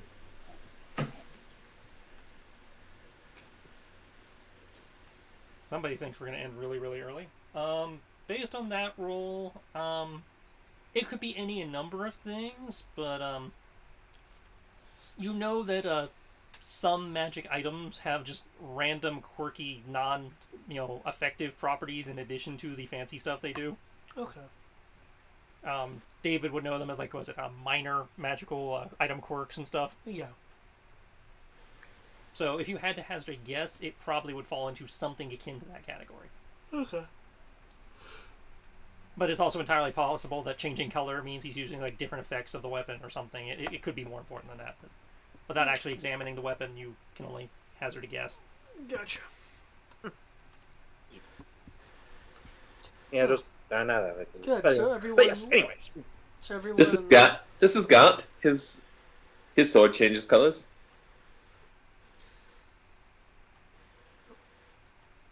And apparent. Yeah. Good to see everyone else is okay. Let's see. Yeah, nobody's bloodied, so they a little dirty, a little ragged. You know, some mainly Kyoki look a little dirty, a little ragged, but for the most part intact. Everything okay up there? It was okay. I stabbed some mold, and then we were attacked by some evil bats, and we found some clothes for a homeless man. As he says this, you do note the additional individual, you know, kind of clustered in amongst them for cover. Why Yeah. are you traveling? Good evening, Sarah. Hi, I'm Ned. Ned. Ned is home- We killed a guy earlier named Ted. No, that's nice. Sorry. Ned is homeless. I think he needs a place to live. I feel like at this point, Well, Dylan would we normally. can probably get his story. Oops. Good. I feel like at this point, Hello? Dylan would normally chime in and say, "Oh, well, he can live here and be the housekeeper." She might say that, but she's in mark mode, so. I know. And Yes, Greg? besides, the gentleman might already have an occupation to go back to. But at the current moment, we have a little bit more immediate matters to attend to. As you can see, he'll point to the fellows on the floor. We ran into some rather jovial compatriots who saw fit to attack us. Able to deal with them. From what we understood, they, as we talked to one of their people, they are part of the scaver. And this is one of their cells. Additionally, we are able to find a cipher of some sort for a what seems to be a smuggler operation, which would definitely explain the strange lights that locals have been seeing during the night.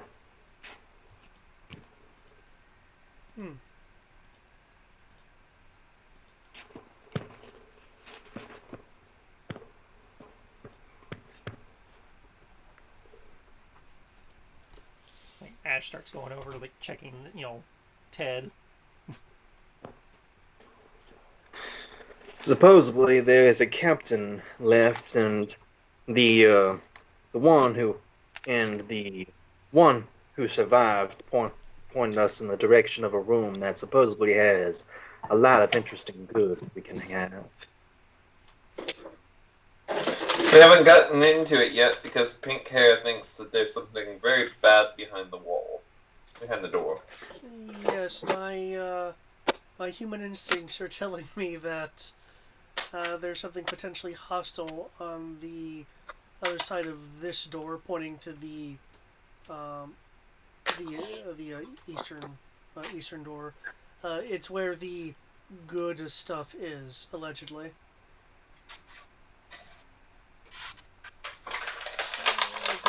If this is indeed a smuggler's home, I would think that it would be a bit more hidden.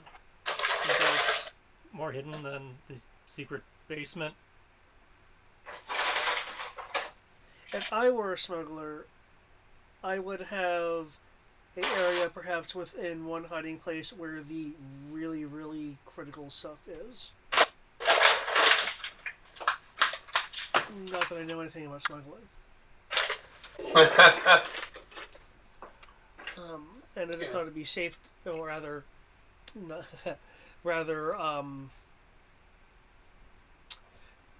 Gant thought it'd be a good idea to have everyone else here at the time. And who's this? Was it Ned? Yeah, Ned.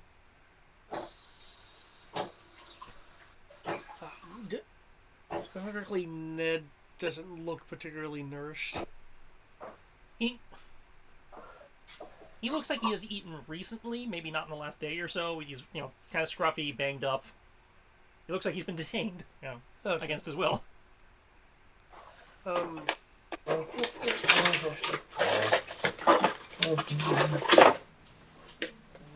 think you should probably stay in the back for whoever's not going into this room. Over. The ladies and I can keep an eye on him if you want to check the next room. I'll see if I can turn up anything you guys missed. That seems sexist. It's not my fault they didn't show up today. I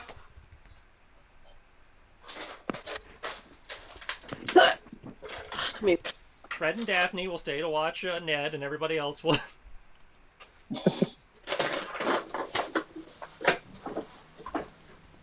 Speaking of things you missed.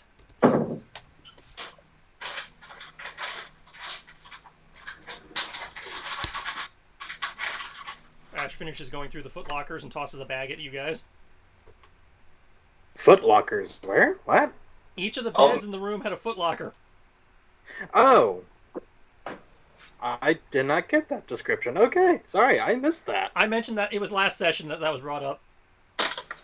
Yeah. He did re-bring it up this session, though, when he mentioned the footlocker in the other room. Yeah. Hmm. But yeah, he collects what he found in a pouch and chucks it, towards you guys. Yeah. So you guys did not miss out on the coinage. Thank you kindly. And say whoever's writing that down. I got it. Okay. After that, he starts, moving and running, walking and running his hand along the wall while you guys are examining the other door. Okay. Right. Left hand. Burn. Any traps or anything? You guys want to put your tokens, in position, so I know roughly what the marching order is for this door. I'm investigating the door. Okay, it has no traps. You feel that the door is reasonably secure, aside from some cracked wood. me turning it definitely. Yes, if people would kindly stack their minis up, so I have a rough idea of order. I will happily go in the middle again. I'll go next. I'll go next to him. Why? So you can make fun of me.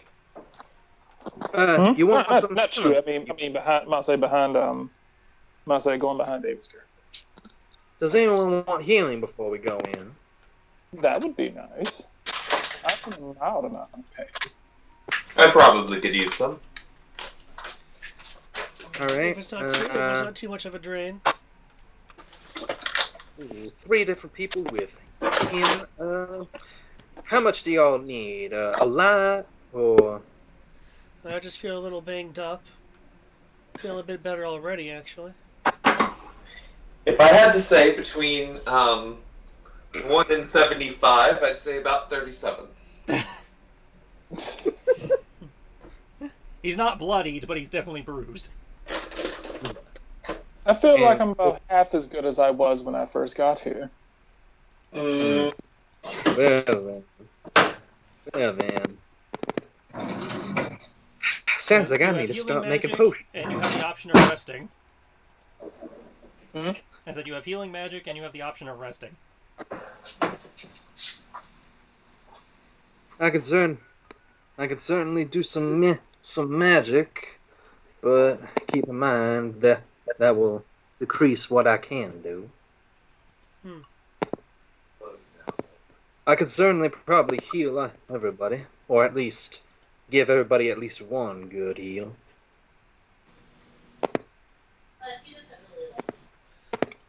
I'm good then. I don't need to be a drain on you. Okay. Let's see, that would be how many?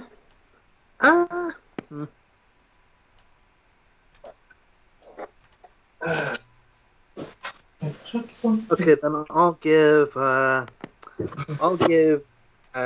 Kiyoki and Beth and Fargo I'll give both of them a second level heroines.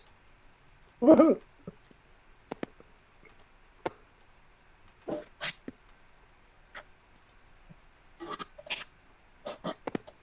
Okay.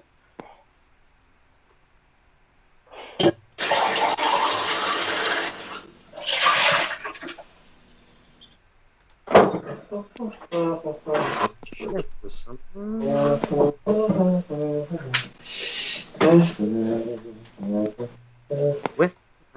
Where are my sorceries? He's like, where's my magic? Where are my sorceries? Where is my sorcery book? Why do you need to know? There are people in need of curing. My body is in need of curing.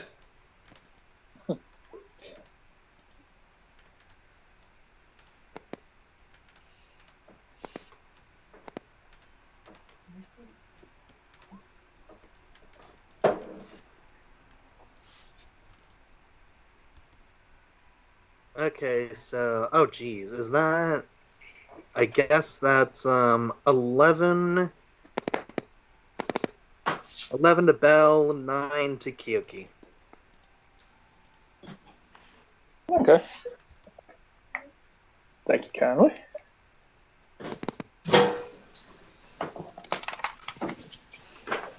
And that will be -3, so -6. Alrighty. Hey, what was that? 32. Oh, wait. Oh, it's off, that's why. Oh, no. See, people just actually load anymore. Hey, Garth.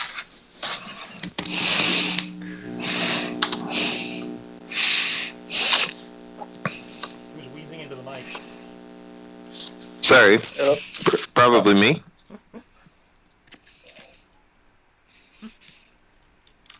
Okay, so we're all set? As soon as my thing decides to catch up with us, there we go.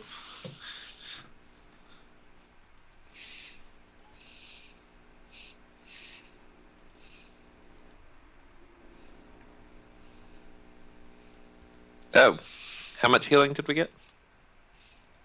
I think you got 11. One of you got 11, the other got 9. I'm not sure which is which. I got 9, so yeah. So then, yeah, Fargo would have gotten the 11.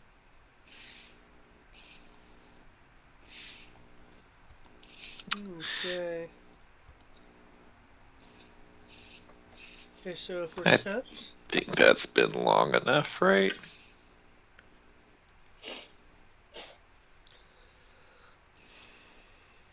I'm hungry. So Yep, that is where I'm gonna be. in that case, I'll close my eyes, take in a breath, and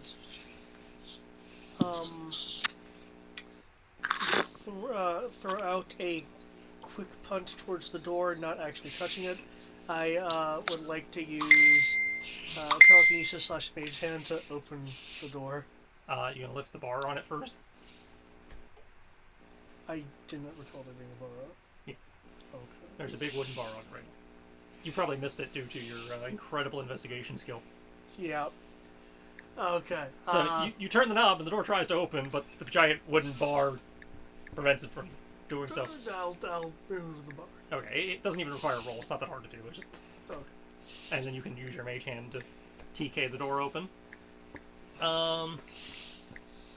The room itself has no light. The light spilling in from the large room behind you barely shows the chamber is only about 12 feet across, and the corners are filled with shadow. What little you can see is covered in dinge and dirt. Second. You should... I think you should be able to see in there now. You do see the odd scattering of bone piled about. This might be where they dispose of their dead. It could just be where they catch prisoners. You're not entirely sure. Okay. I take it dark vision isn't helping provide any more detail? No, dark vision will allow you to see the room in its entirety.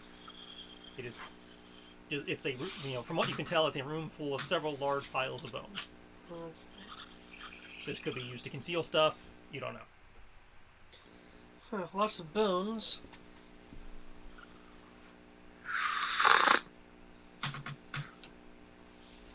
How? That's a bit morbid. Is Kyoki moving in? Yes, he will. Well, move your minis. Working on it. Durka. Durka. Well, at least it confirms I was right. He was lying.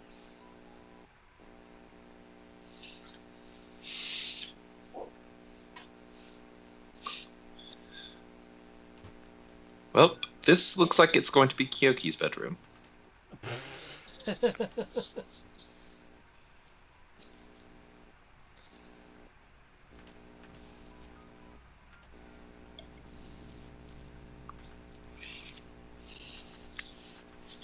But no witty retort. Mouse, oh, that's Mouse. Well, that Mouse, it's fun. Mouse, it would be funny if Mouse, something this dank and gloomy you think you would associate with me. I don't know where you would get that idea from.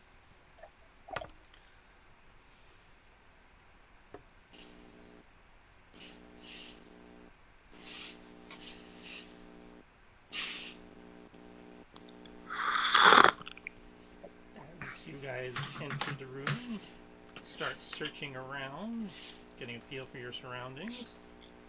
The piles of bones begin to shiver and shake, coming together, forming creatures. Oh, that's never good. Oh, this isn't good.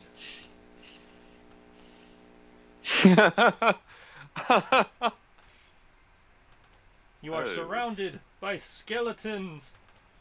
Da-da-da! Skeletons. Need initiatives. All right. Somebody should stop it. Somebody stop me. One dice. Okay.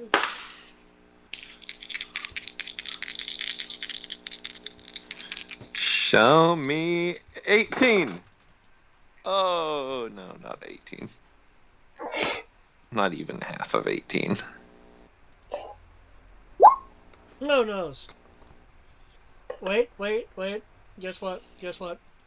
I get 1 sun point. Woo! At least you get to use your stunt point. Okay. I'll use quick position Oh. as the bodies are as the I use those bones. Mhm. As the bones are forming into a creature, I will quickly shift into a guarded stance, providing +1 AC against the first attack made to me. Awesome.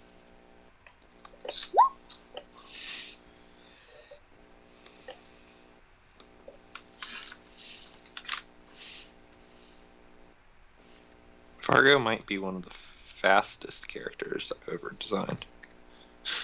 Which is not saying much.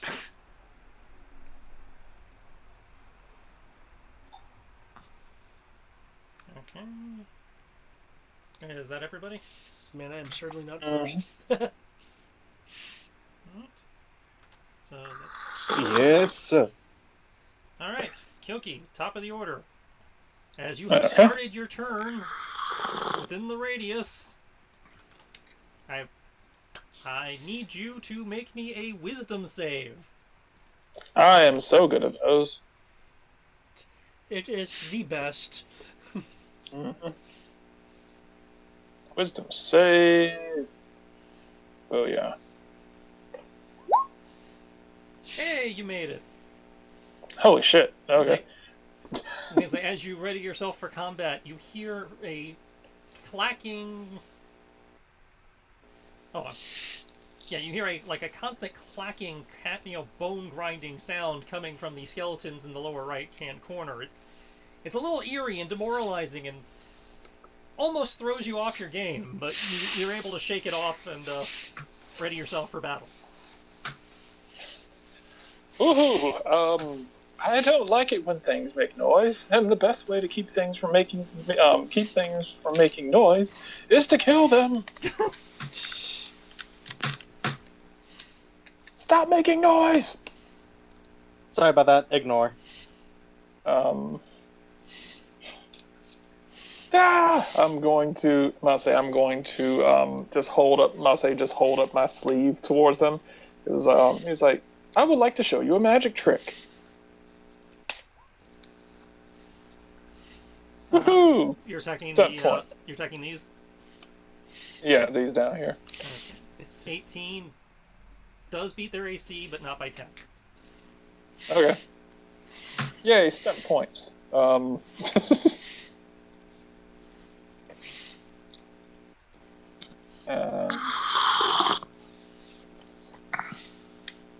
will take...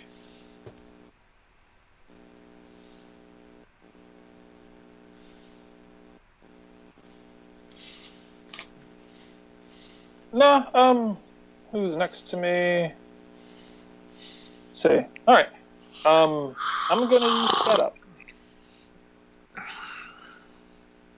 I'll say, I'm like, I want to show you a magic trick. It's called die. I'm going to stab him in the face. I'm going to stab one of the skeletons in the face, and use that as a setup for, I'll say,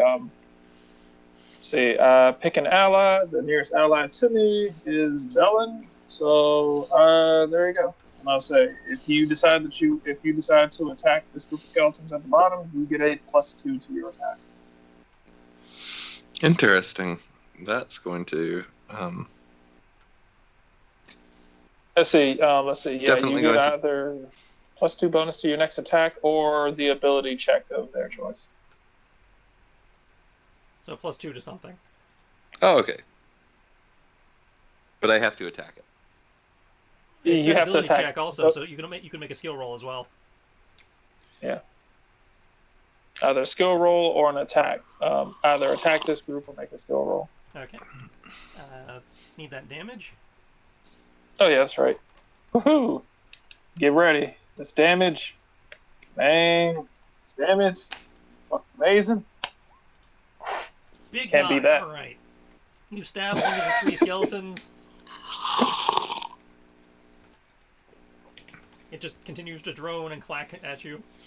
The other 2 looking at you. I'm going to set up my defense. All right. So bonus action dodge. Got it. Mm-hmm. All right. Gant, it's your turn. I need a wisdom save from you as the clacking, droning sound starts trying to get to you. Right. Sorry about the heart. Okay. Is it against frame? No, this is demoralization, not fear, so no. Yes! No, hang on to that advantage. You might need that in a minute. Well, no, it's the it's the special thing. Yeah. Oh yeah, This this is not fear. supernatural. Somebody else in here might inflict fear, but these particular ones do not. Okay. Let's see. 1 moment.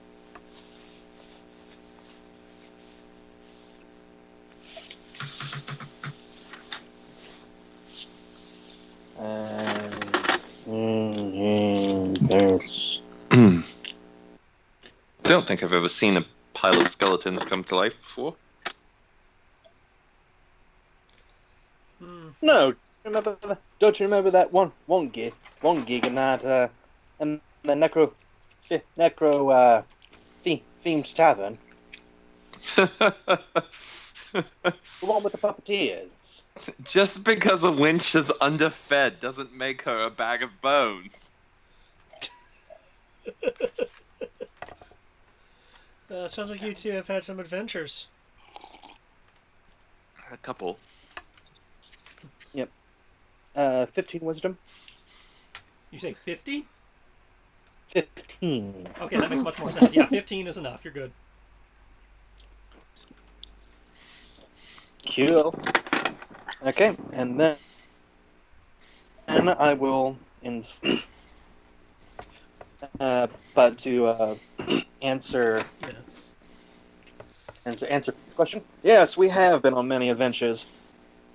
Let's show him the card of death, and he will inspire. He will inspire what? Sorry. Hello. You cut out for a second. Who do you inspire? Bell. Okay. Bell.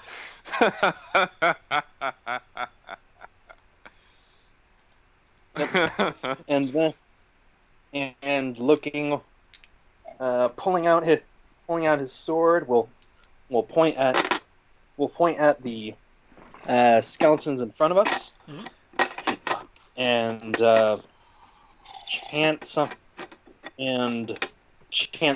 something.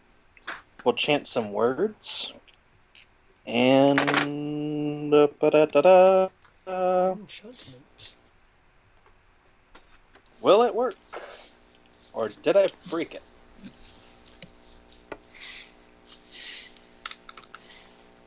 I did. It is a firebolt. I did roll an 18 on the dice, so it is going to be crit. 18, even with partial cover for shooting around Bell, is enough to hit them. Wait, there it is. Okay. Curses. Only 7 fire, even though it was a crit. Curse you!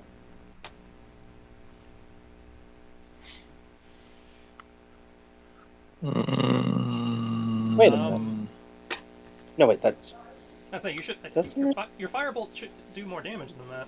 Yeah, your firebolt is 2d10 at your level, so if you crit it, it's 4d10. Thank you. Oh no. My connection. I'm getting a very iffy connection. One moment.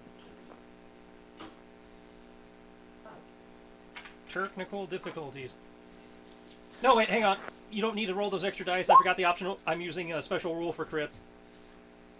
Oh, never mind. Ignore that second dot and ignore that other 2d10 then. I forgot crits are max damage plus rolling damage. Oh. So one of the 3 skeletons in that cluster drops.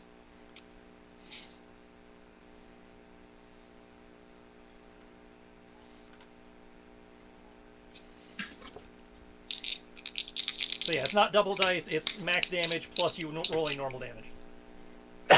Ooh, nice. So, roll normal damage and then the other is Maximus. Okay, I like that. Yeah. That prevents the I rolled all ones on my crit thing. Yeah. But that will be my turn. Okay. It's now your skeleton's turn.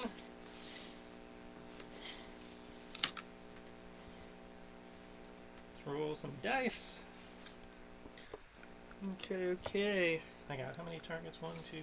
Conveniently 4 targets. Okay.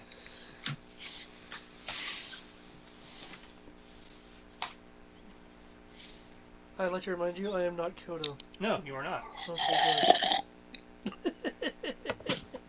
good. Only 1 is going for you. Oh, yay! Goody.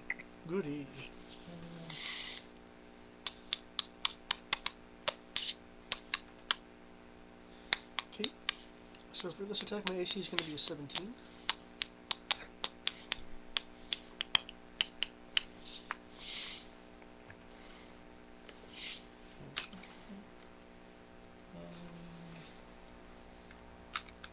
Okay, so we will do this that way. 2 are going for Gerg. 1 is going for you, David, and 1 is going for Kyoki. Okay.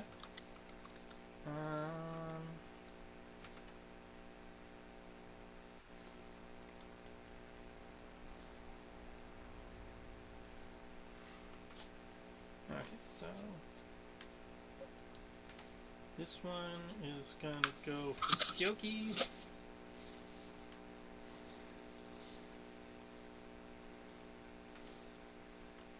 I like the purple plug.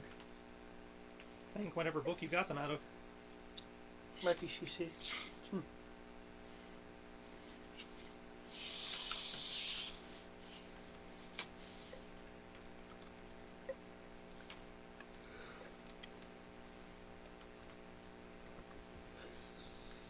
Okay, Orange got that one. Makes 3 attacks.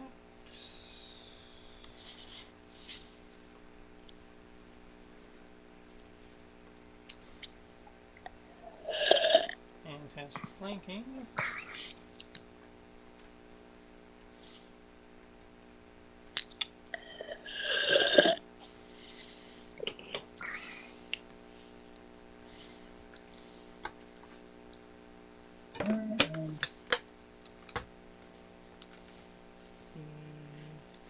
Clacking.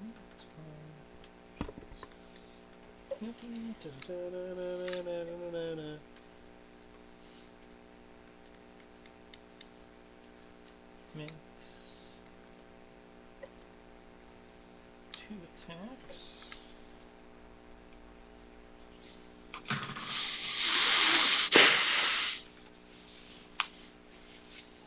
The shadow skeleton is hurling finger bones at Gant.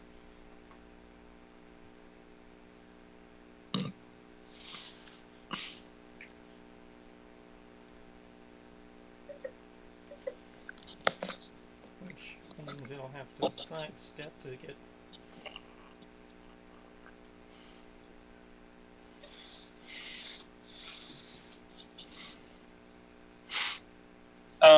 I'll say for the one who is swinging at me, I am going to attempt to use guarded riposte.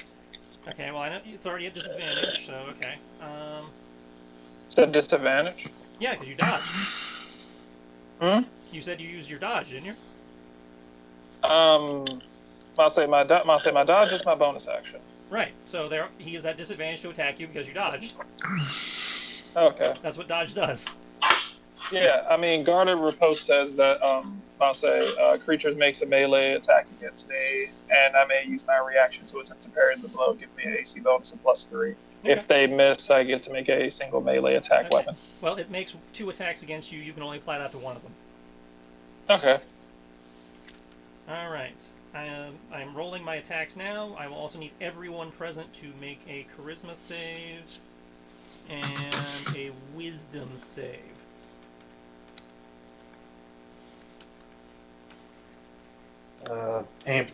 Against any particular effect, if I might ask? One is coming from one of the skeletons moving. The bone grinding noise is potentially frightening you. The other one is coming from the now pair of skeletons in the corner that are kind of like pointing and laughing at you. Kind of doing a Maka type effect. Mm-hmm. Would that be charmed by chance? Just curious. For like the stats thing, for the boon or. You are dealing. One is a fear effect, the other is a demoralize effect. Okay. Doubles don't count for saves, do they? Unless you can convince me of a stunt that applies. Yeah. Just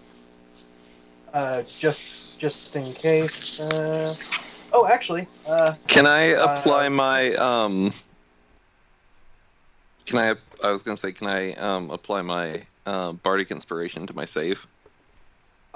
Yes, saving throw. You can apply a save to saves. Just I'm remember, applying- apply it to one. Also because Bell is right beside me, he gets advantage because I give allies within 5 feet give advantage on save throws against friend or charmed. So would that apply here? Yes. Okay. It would apply to the charisma save. Okay. Okay, which It's is a not the charisma one I save don't sphere. think it's the one I don't need advantage on, but cool. Well, let me double check that. Okay, brought my wisdom save up to. No, it's the wisdom save. I'm sorry, the wisdom save is an advantage. Oh, Sweet. Well then, hold on to that 4 because I might not use it if I roll Okay. better. 1. No, I'm still gonna use it. Alright.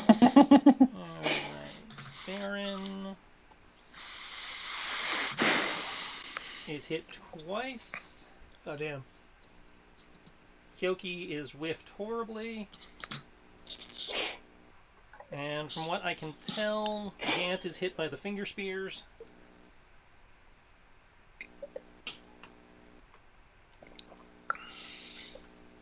And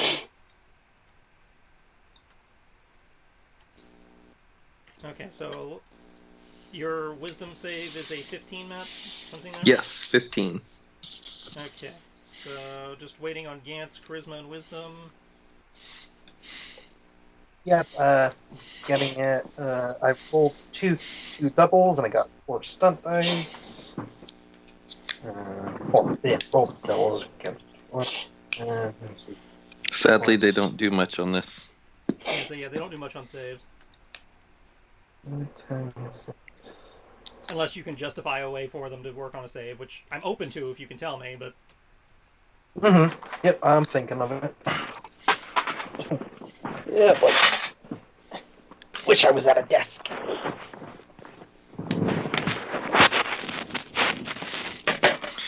No, you don't. You're in Sam's arms. That's clearly, yeah. I'm gonna say this guy right here is the one who swung at me, correct? Yeah. Okay. He dies next. I will attempt to use my stunt point to attempt role playing stunts and rage. That's... And basically, like when he whiffs his sword at me, he was like, oh, is that the way that you swing a sword? No wonder you're dead. Hmm.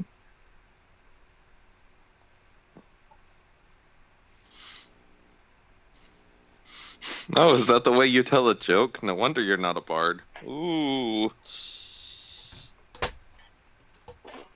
I prefer not being the scum of society. Hmm.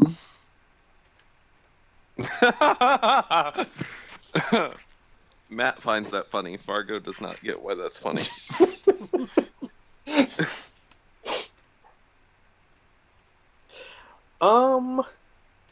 If I may, could I use my stunt for evasive action? I know it's for initiative, but essentially of being aware of what's happening.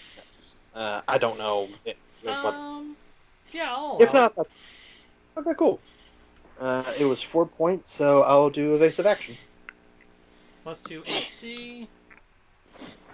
At which point... I miss. Okay. Whew. And then he uses a hero point. No, that's next turn. Oh. Is the versus here the damages or the hit? Those were the hits. I'm rolling the damages now. Okay. I was waiting for everyone to get their saves in, so I knew how many people were actually taking damage. Gotcha. Which, so far, is just you. Oh, fun. Jeez. As the skeleton wails into you with 1 strike from its long sword and 1 strike from a short sword.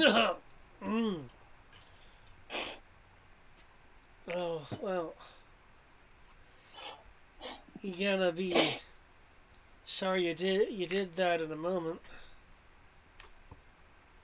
Alright, that brings us to Fargo. Alrighty. Fargo, seeing the opening that Kyoki has made for him, is going to... Quick question, Tristan, did I beat him by 10? Shinso, that's on the clacking. Yes. Okay.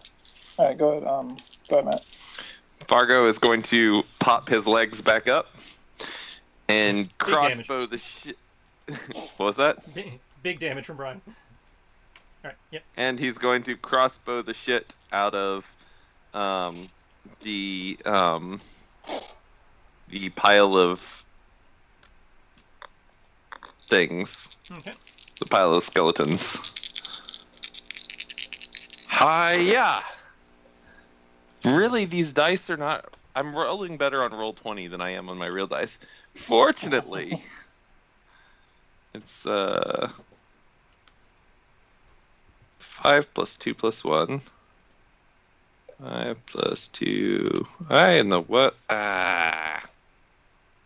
Okay. What's in here? 5 plus 2 plus 1. And there's a plus 2 from Kyoki, yes? Yes. Plus 2 to hit, yeah. Plus 6. Do I hit them? 16 does hit, yes. Alrighty. And Kyoki is considered close enough that I can get sneak attack damage, yes? He is within 5 feet of your opponent, so yes. Alrighty, Kyoki, let me show you how to do damage. I'm also going to use my Psychic Blades. Marked off my thing for that. So... Trying to remember. It's 2d6 for the sneak attack, yes? Okay. I know your total bonus if you have the psychic going is 5d6. 5d6, okay, cool. Thank you. Thank you. So...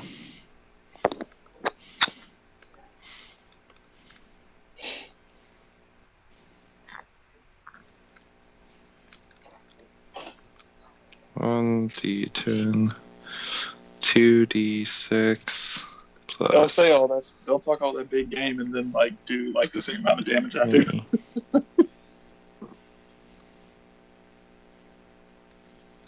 It's like you did 9 points of damage. Let me show you what big damage looks like. 11. Yeah. Yeah, I don't think. I mean, 11 is physically. The lowest I can roll is a 9. So you can tie with me. Yeah, rolling all ones. I see. That would be. In general, the highest I can roll is 11.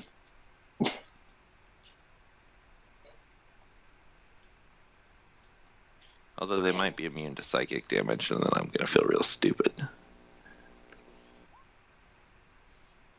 I believe my maximum amount of damage is 17. 28.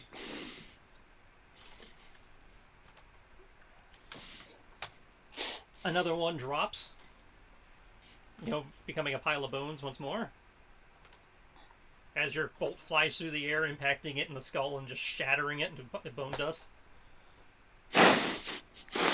That's incredibly impressive. We should trade professions. Mm.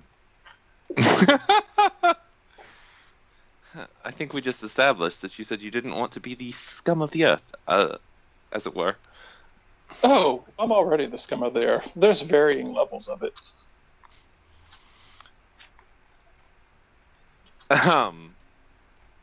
Alrighty. You got anything else? Let me just scroll through and make sure I'm not skipping something important I could be doing for a bonus action. Let's see, was it the crit was maximum plus critical die? Maximum damage plus the normal damage die. Okay. What is this? So, like, a sword would do 1d8 Oh, plus no. 8, plus whatever your strength modifier is. Yeah, I'm going to be adjusting the critical things on. In the event We of a should crit, have you do taken. max damage plus. We did not take a short rest, did You we? did not take any kind of rest between this and the last fight. We should have taken a short rest. I mentioned it. Everybody was like, "No, we'll just drop some healing spells. It'll be fine."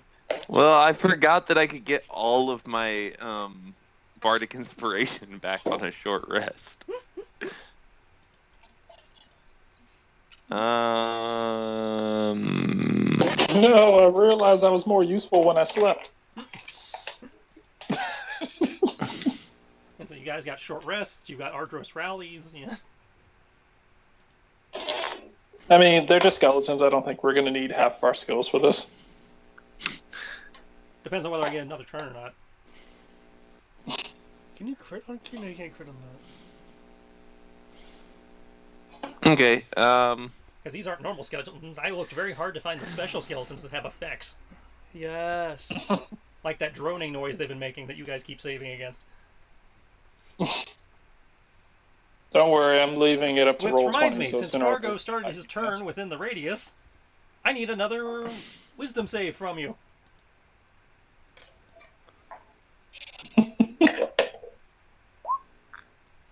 Okay, I How need you to bad roll was the, it? This is my bad, but I need you to roll the attack roll again, because you have failed it, so you are demoralized by the droning sound and are at disadvantage on your attack. It's okay. However, I on know the- you can offset, because that is my bad, I will let you offset it with your bonus action to aim if you wish. What does aim do? That was the that rogue ability you gained that allows you to gain advantage on the attack. I feel pretty good about this. So I'm going to go ahead and roll it. Okay. Okay, all these should factor in maximum damages.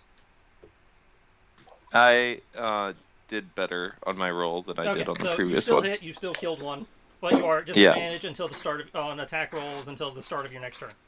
Okay, no worries. In fact, I'm just going to remind myself by putting down an aura. Oh, but you know what I didn't do?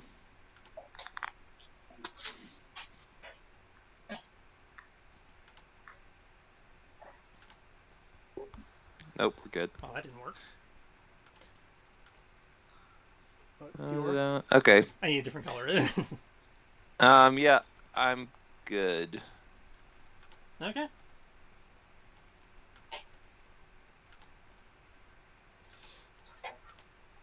There. Let me see that. Okay, Farron, before you start, I need a wisdom save.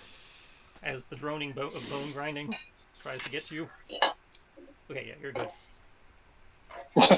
I'm Like a how bit more before we worried about finished it. 3 because these are being a bit variable.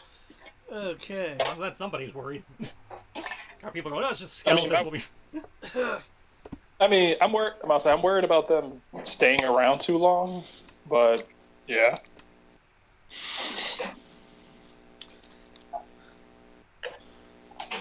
Okay. Thankfully, they're doing this wonderful thing where they're all clustered together.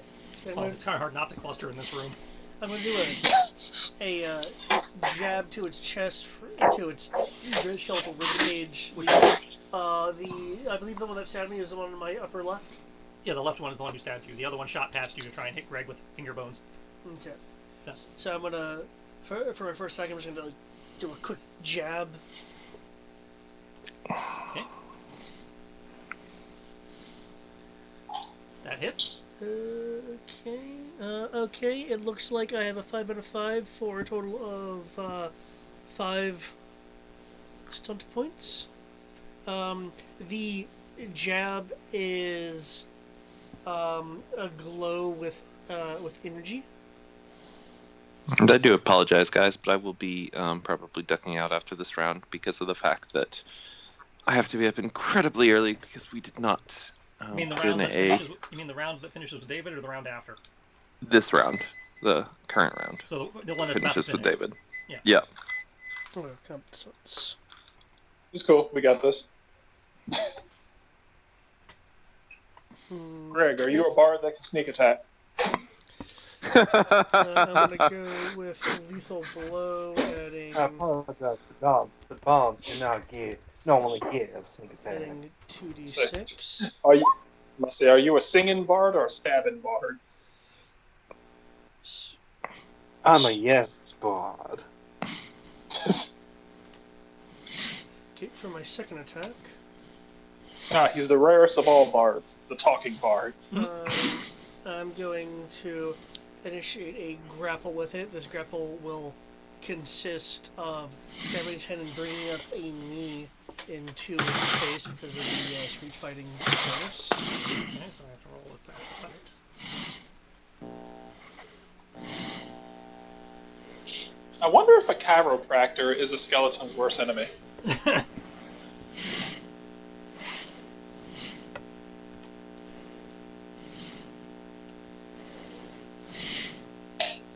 Sure. Sure. It avoids the grapple. Okay. How you want to use your point? I'm using my point. I'm using one of my Gotcha. points.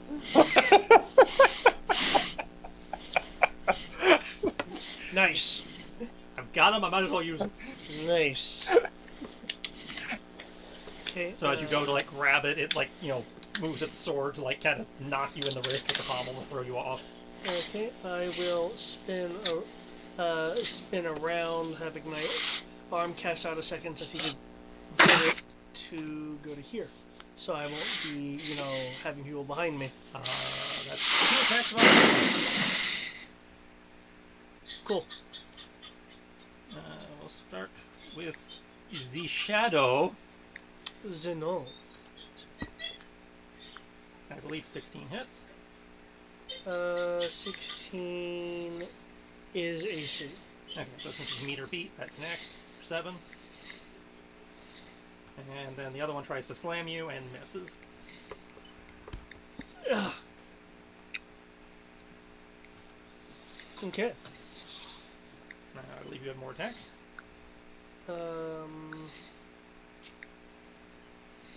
I will spend a key for it.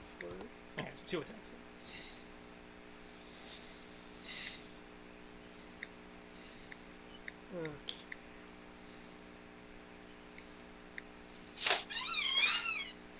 Okay. I will give it a quick. Are you proud of yourself? Quick double kick. You should just strip and get naked with me too.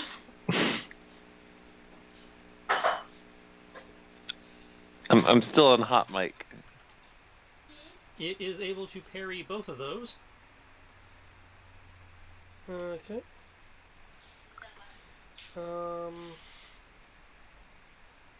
You have to successfully run an attack to get some points. Okay. Cool. Alright. Anybody refooting?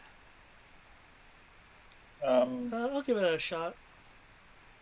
I'm good. I shouldn't have. Okay.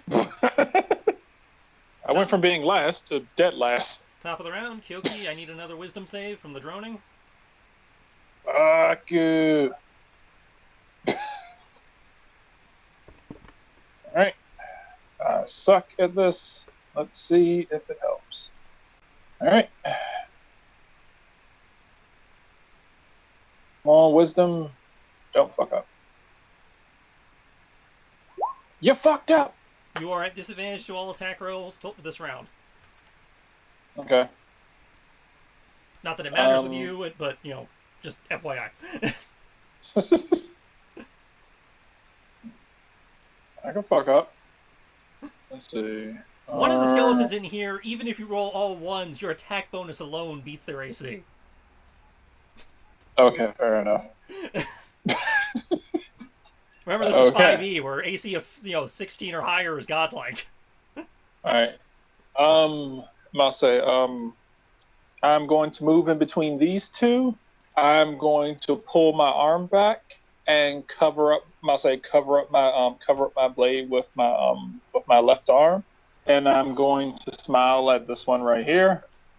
I will look at his sunken eyes and partially open my eyes at him, shoot to kill, and I will activate bumping blade, and I'm going to thrust my sword forward and attempt to nail him in the chest.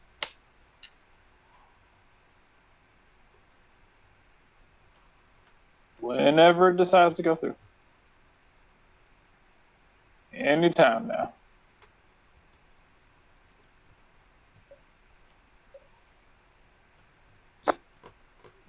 I'm out. There we go. Okay, so at disadvantage, it's either 22 or 22. I'll take your word on that. It's not showing me anything. Oh. Your connection to the server has been interrupted. Never mind. Okay, well, a 22 does hit. Okay, does it beat by 10? That is the... What are you? You are the clacking versus the cacking. 22 does not beat it by 10. Okay. So I need to re-roll that damage then. But A web page is slowing down your browser. I would like to wait. Thank you. Has it shown up yet? Nope. Okay. All right. Cool. Let me roll that damage real quick. 1d6 plus 5.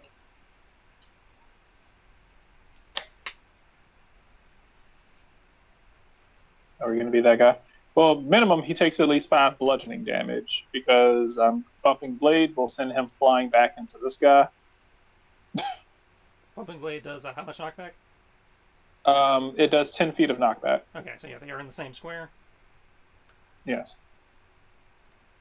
So it'll knock him into him. That will do at least 5 points of bludgeoning damage. And whatever amount of damage that Roll20 determines that I actually did by, stabbing him. I'll let you know when it actually displays it. Yeah, but at least 5. Yep, and there we then go.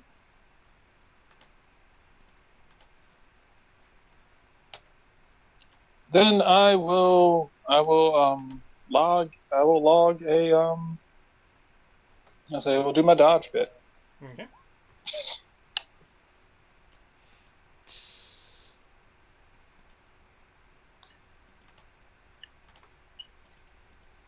Okay. That brings us to Gant, who must also make a wisdom save versus droning. Yep. Wisdom saves.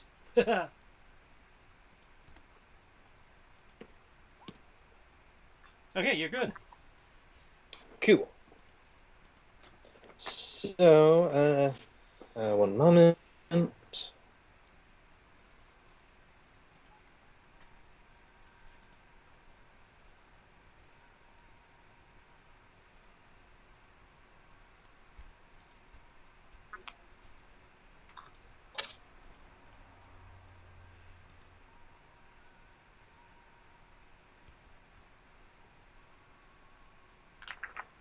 Okay. Oh no! Not the connection! Not I too! No! No.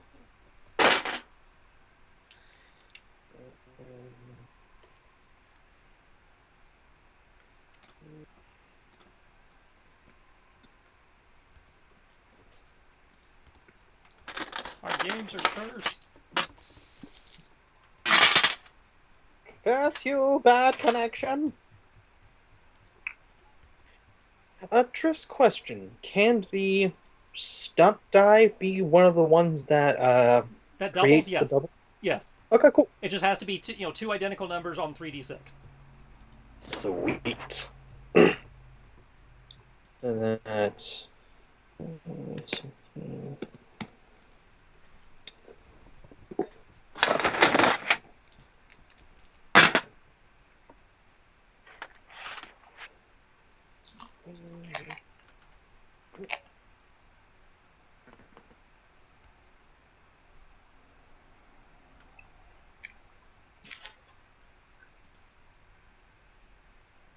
Let's come back.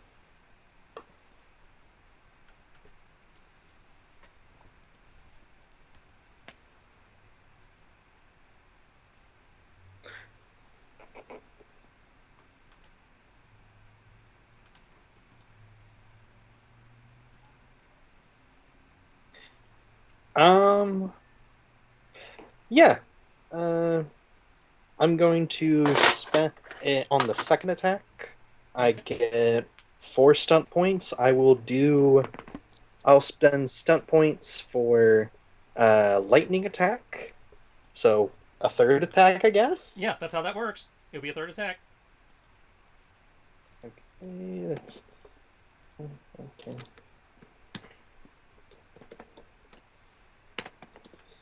Okay, and then finally, jeez.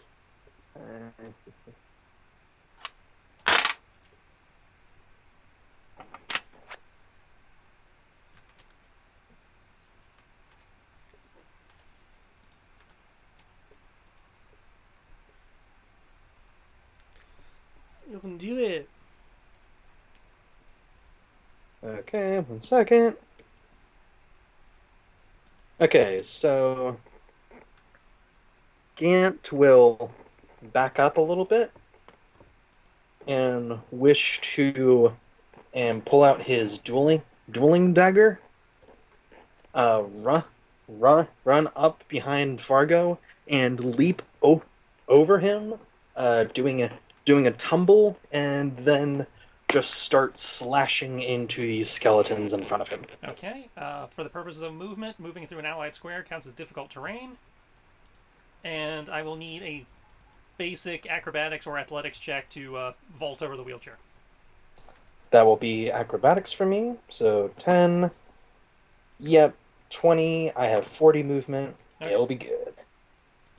So, boop. It's the following stuff. Okay. Acrobatics is good enough.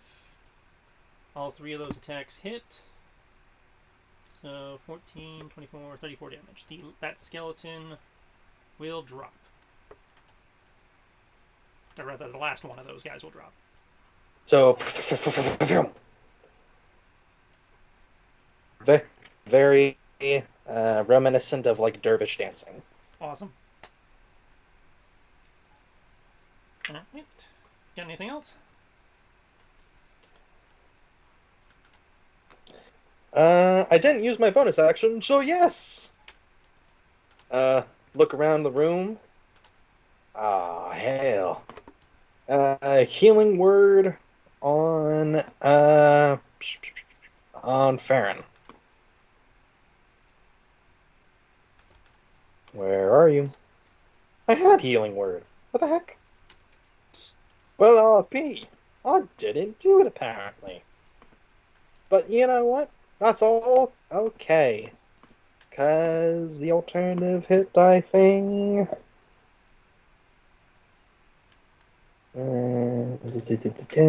Teacher inspiration. One improved.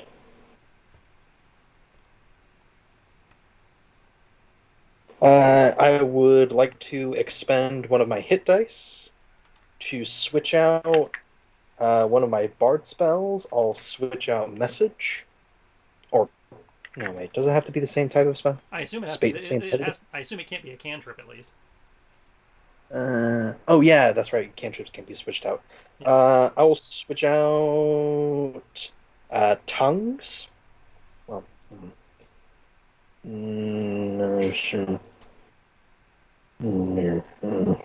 curses. This is a lot harder than I thought. I'll switch out Detect Magic for Healing Word. Okay. You do that. And then, is that my bonus action, or no? The hit die thing is a free. Okay. So I will do that, and then spend the Healing Word. I can do level 3. Healing Word, double checking how much it takes.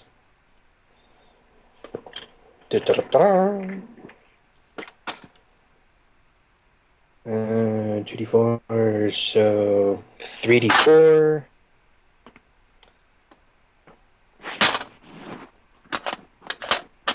2, 5, 7. So 7. Farron will heal 12. Nice. All right. Brings us to the skeletons. This one will move off of his buddy and move back to engaging Kyoki. This one will move to engage Gant, or continue engaging Gant rather. And we'll need everyone to make a wisdom save as the one Brian pushed moves back with a horrid bone-grinding clacking sound that potentially is inflicting fear. Okay. I'm going to... Oh, sorry. Would this be frightened? I'm sorry. Yeah, you're saving versus fear. Okay, so this does include... So this would be the boon aura thing this would apply? Yes. Okay, so Kyoki and Bell both will... And Fargo will both get advantage on that save. Oh shit, I forgot to blow. Yay. I'll say I'm going. Oh shit! You already rolled it. All right, never mind. Well, you already. What was your problem? What's up? Oh, no, I was just gonna do the repose thing again. Well, you still can. I mean, it affects your AC. I know, but it says I have to say it. It says I have to say it before you roll. Ah. And I'll blow another hero point on the one that went after Kyoki.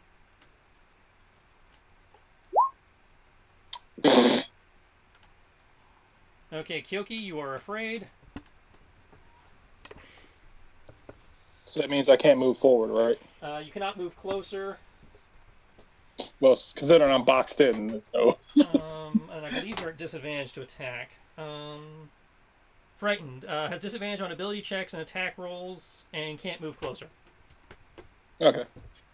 Okay, so +3, so that brings up to a 14, which I know misses. The 16, I believe, hits. Yes? Me? No. Yeah. What? For me, no. Kyoki, AC is 20. Okay, so that's double whiff on that. I'll say it's 20, and I'm also doing my dodge thing, so it's. Yeah, I already factored 20. in the dodge thing. Yeah. No, I'll blow another hero point just to see if I can get that 16 up. Okay, that brings it up to 21, which is enough. Wait a sec. That's enough? 21, I have 20 your listed plus- AC as 20. 20 plus 22 after dodge? Dodge. That's right. Dodge also increases your AC for you. Yeah. I was about to go, but then you said for you. Yeah, that's right. I forgot. You're broken.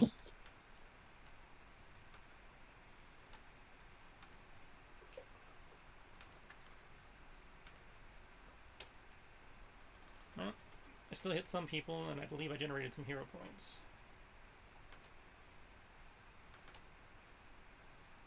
No, we also got hero points for that too. So it's you spent 2 hero points, right?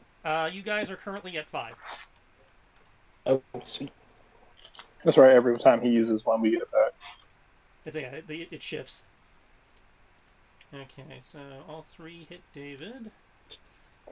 Jesus fuck. You see, it doesn't matter what game I'm a part of. Obviously, nothing hits, Kyoki, because why would I ever actually hit Kyoki? Let's be honest. You literally just hit me with bats. Yes, because I cheated and because of the minion rules, they had a +21 to hit. Jeez.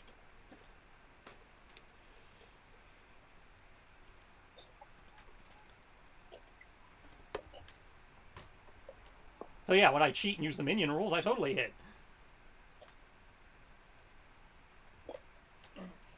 And obviously, wisdom rolls. Yeah, but wisdom never does damage. No hero points there. Generate hero points against Kyoki, but those don't do me any good. 2 and 6 versus Gant.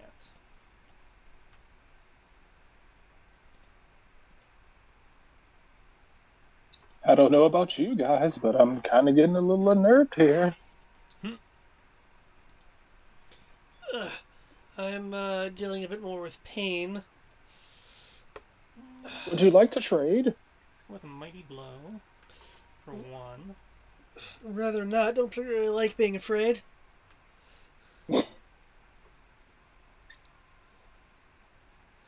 Because I'm already unnerved.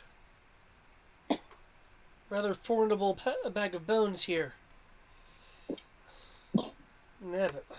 And a lethal blow.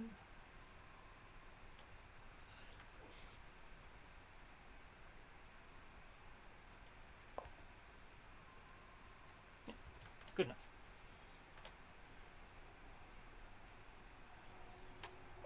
Okay, so Farron takes 19, Gant takes 24. Fucking fuck. Well, dang. I was like this cut along my arm. Can't get you, we'll get your little dog too.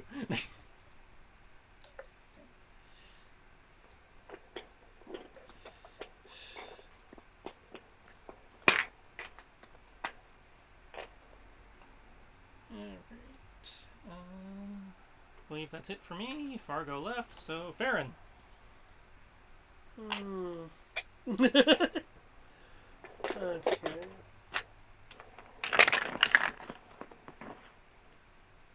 And I think we can wrap this in one more round, so I'm going to aim for 10:30-ish. And probably 1 to 2 more rounds. Okay. We'll see where we are at the end of the next round. Assuming that's okay with people. Attack 1 with my glowy fist. And that is the sword breaker. That is his AC exactly. Awesome.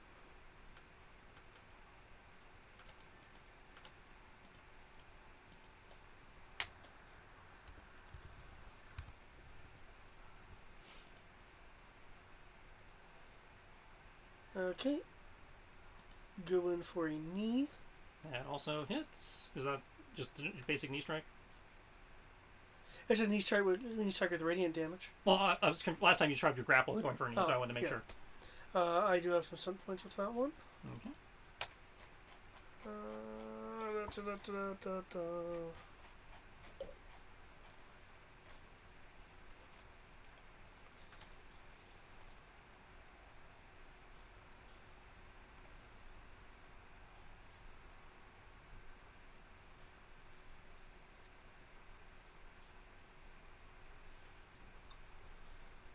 Okay.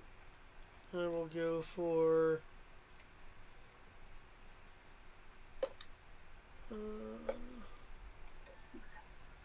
a point for lethal. Okay.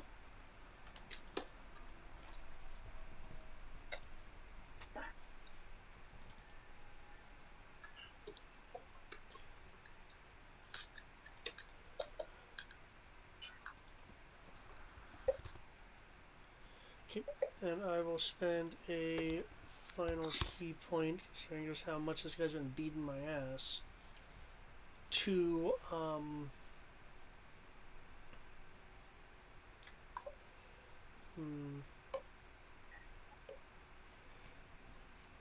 to do a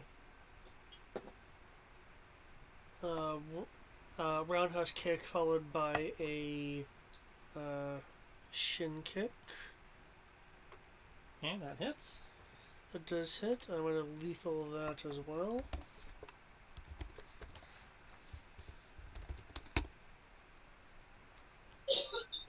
And he goes down. And oh, cool. In which case I will use my movement to roll over here, and instead of doing a shin kick when I complete my roll, I'll launch into a rising knee strike. Okay. Oh, that'll miss. That is the clacking. Yes, that misses. Do you get advantage since you're flanking? That's it. You do have advantage for flanking. 14 hits exactly. Okay.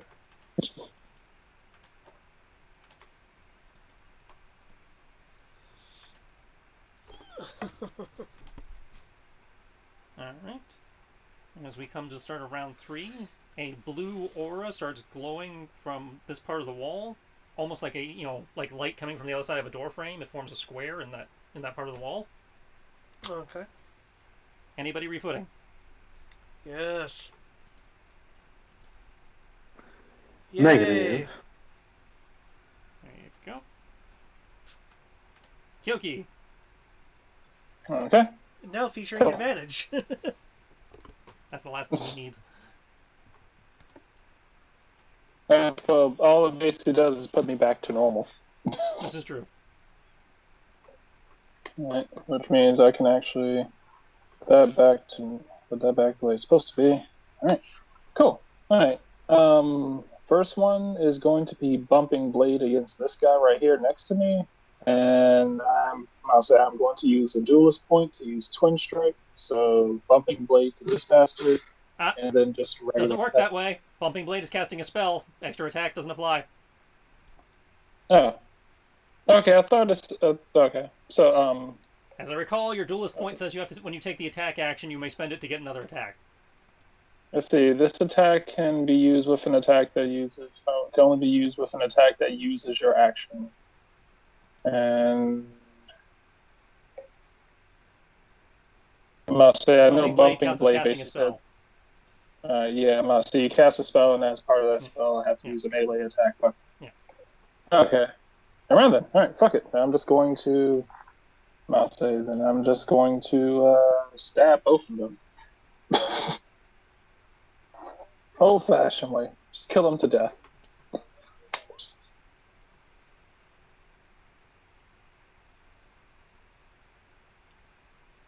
Okay. Well, all of those hit, definitely. That first one would have been a nice crit, but since it's at disadvantage, it doesn't count. Yep, 20 does not beat them by 10. 29 definitely does. Well, 29 was at disadvantage. Oh, it's the 25 and well, you said it's a 25 or 20, so I thought that was the okay.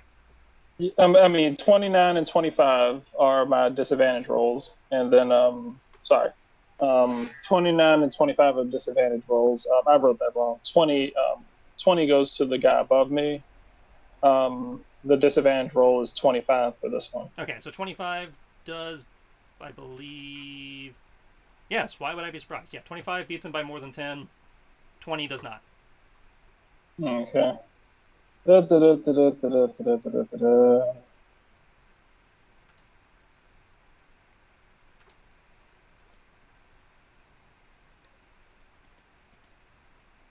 Huh. Okay. Sure. Why not? I will use my stunt point for the 25 and use dual strike. Your attack is so strong it affects 2 targets. First, pick a secondary target. This target must be adjacent to you if you are using a melee weapon or within 10 feet of your primary target if you are using a missile. 25 beats them both by 10, so they both take the enhanced damage. Okay, and then... Right, so that's 2d6 plus 5. Both. Which means you have to go, you'll spin your blade and move it into like a sweeping attack as opposed to a lunge. Yeah. And 1d6 plus 5.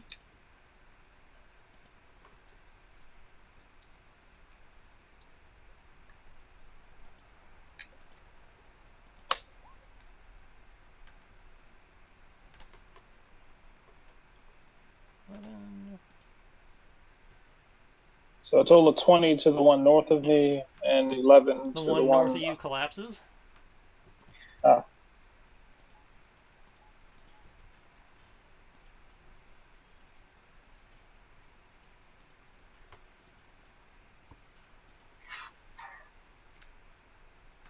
Gant.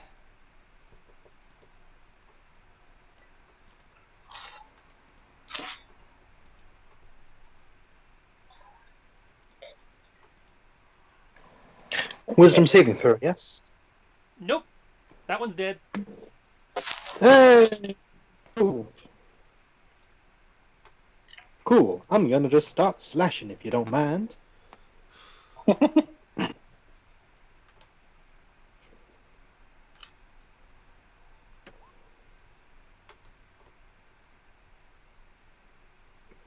Nothing fancy, just straight in. Just stabby, stabby, stabby. Stab, stab, stab, stab, stab. Both of those hit. So I kind of realized we have to be. We must have really good aim to actually be able to stab bones. Not really. They don't have. You would think that they would get some kind of AC bonus against getting stabbed, but no, that would make too much sense. I'm just imagining like the magical energies that are holding them together. I don't know. Most of these you've had to beat a 14 to connect.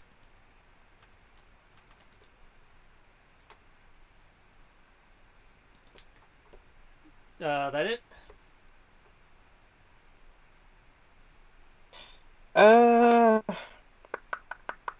Wow, he's still standing. Did anyone actually hurt this guy before him? No. Oh. You were the first one to hurt it. No, I'll leave myself be because I need to hold off on stuff. Okay. Well, he's gonna continue swinging.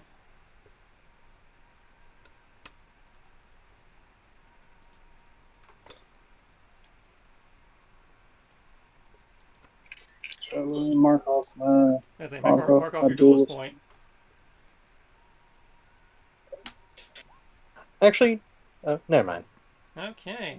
21 Stop. is enough to hit Gant. Generated Quick. 5 stunt points. Oh, okay. So roll 20 is locked up. Okay, never mind. Gonna blow a hero point and use those hero points on dual strike. No! Only I were allowed to do that. Brings it up to a 24, so I can finally hit Kyoki so he can feel some love. I will. I'm not even gonna attempt to stop it. So sure, there we go. I will embrace it with open arms. GM feels your pity, and he'll take it. With arms, battle. It's not pity. I'm gonna say it's less pity. I'm like, man, that involves me pulling up my sheet to actually figure out, what I need to do. Ooh, Thankfully, I big still have a 4 healer. damage to both of you. Wow. And you're rolling some PTU dice right there.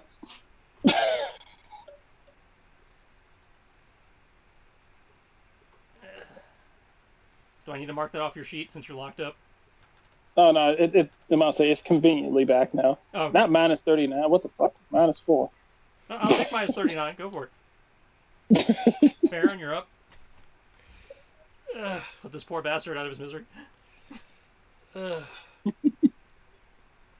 Select. Be honest, you'd be super disappointed if we got party wiped by a group of skeletons. I'm not trying to wipe you. I'm trying to make you work for it. Oh, we worked for it. Yeah, No, yeah. I'm Make not a challenge. They worked for it. You didn't. No, no. Knee strike into shin kick. 12 misses. Remember, you have advantage for flanking. Oh, right.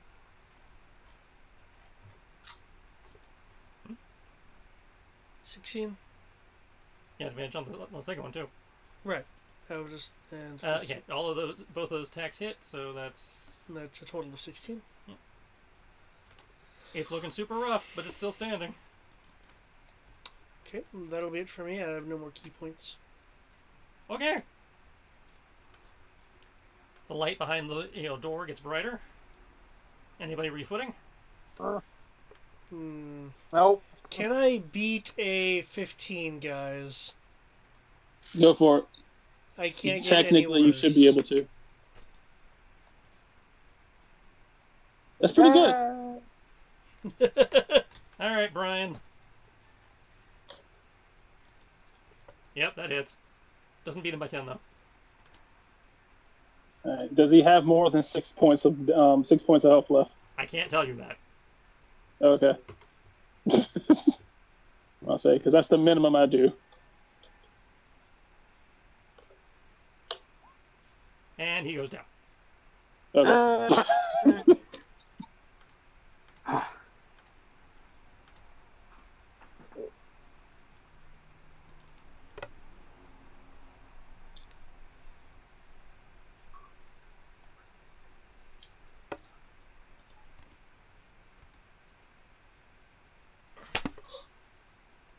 Wow. Does anyone feel a big does anyone feel like want to give a big sigh of relief? It's almost like you're not afraid of people after they're dead.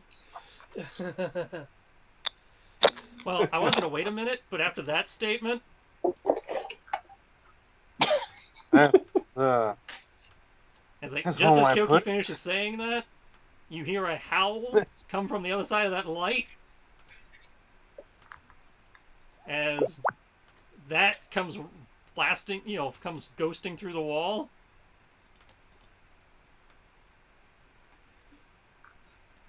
Well. Oh, well, shit. Well, that doesn't look like my wife. Merde. Say D3.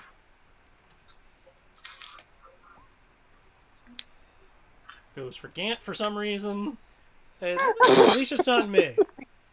Please no. As it I comes flying through, it's like a hunched corpse wearing a pointed hat and dressed in a robe embroidered with mystic symbols crosses through the hidden door. Thin wisps of a beard float from its bony jaw, its raised fingers tracing arcane symbols in the air as it cries in a hoarse voice. Secrets found and lost and found again, your paltry minds cannot fathom. Ah, so it's a nerd. It's going to, comes in and attempts to grab Gant.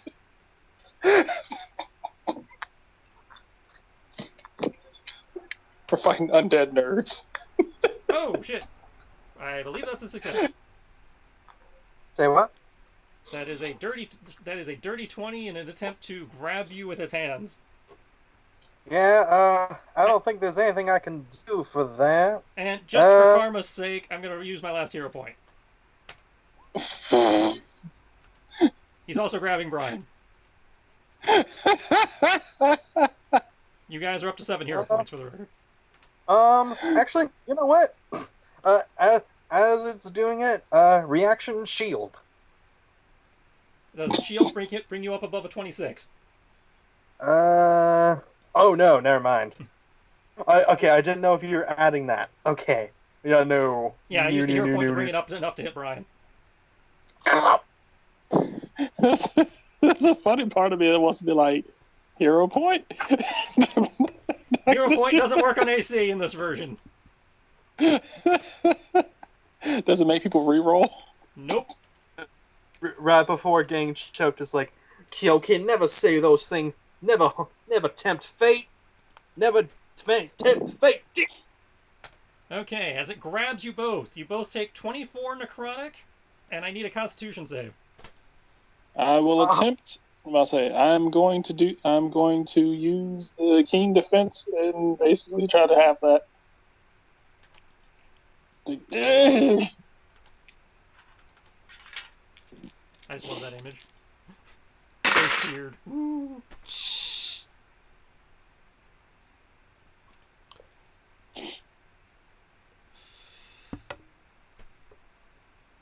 Oh boy.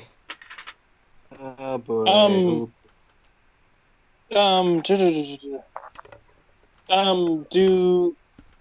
Quick question, Tristan. Mm-hmm. Do undead still take necrotic damage, or how much damage do they take? Depends on the undead. Some of them are immune to necrotic, some aren't. What is it? I'll say, what do I do in this case? If your thing does not say you're immune to necrotic, you take the full necrotic. Well, it doesn't say. It says. It says that I treat. Let's see. What does it say? Let's see. You retain your creature type, yet you register undead to spells and other effects that detect the presence of the undead creature type. Yeah, this is that's what I was asking. So. All right, that's what I was asking. I was like, I didn't know if like undead, nope. like in general. Nope. Okay. It's awesome. May I have permission to use a hero point to roll an extra d6? I definitely agree with you there. Okay. I will gladly take that hero point back. Thank you. I'm going to have that damage against me. My goodness. And he said that turns into, how much damage was it, 20? It's 24 necrotic, so you halved it to 12. Okay. And then I need a Constitution save from both of you. Whew. Thank goodness. I do not believe I'm good at those. Actually, no, wait, that's right. I'm bad at those, so... Alright. Don't fuck up. You fucked it!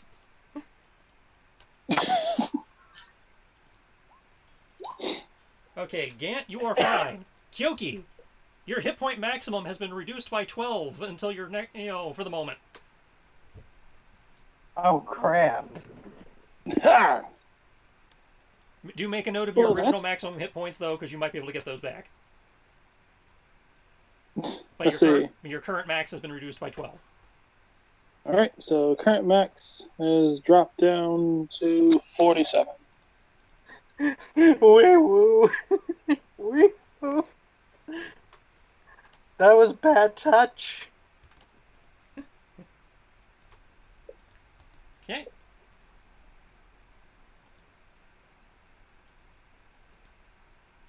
Oh, Lord. Do we want to count this as the same think that's encounter, it or do for- you guys want to reroll initiative? No, I'm good. He's like, "No, I'm good." Given my initiative, I'll see if I can roll a better initiative. Okay. I can't really roll better. Big nope. Okay. Oh. Okay. 16.2 is Kyoki. Okay. This thing is wisping in front of you as it it releases its grasp on you and just kind of floats. Okay. What kind of thing is this? You can make me a religion check. We calling it for tonight, or? I can call it now, or we can go one more round. Up to you guys. I think the charge is a nice dramatic place to end it, so I'm perfectly fine with ending it here. Yeah. Okay. Yeah, I'd like to end it, if you don't mind. Yeah, okay, we can end it here, no problem. Okay. So I will just leave the initiative queued up for next time, so we know where people fall. Right. Gives me some time to figure out how I want to attempt to try to do this.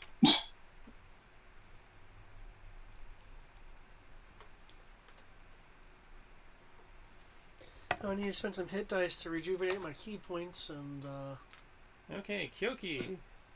You somehow gained 4 morality. Yay! huh. He was a dick all session and went up +4.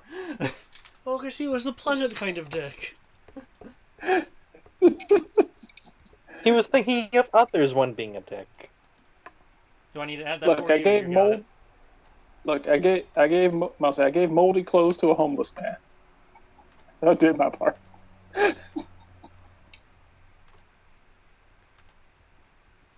Okay, I'm doing the Lord's work. Did you I add don't that know already? which Lord, but I'm doing his work.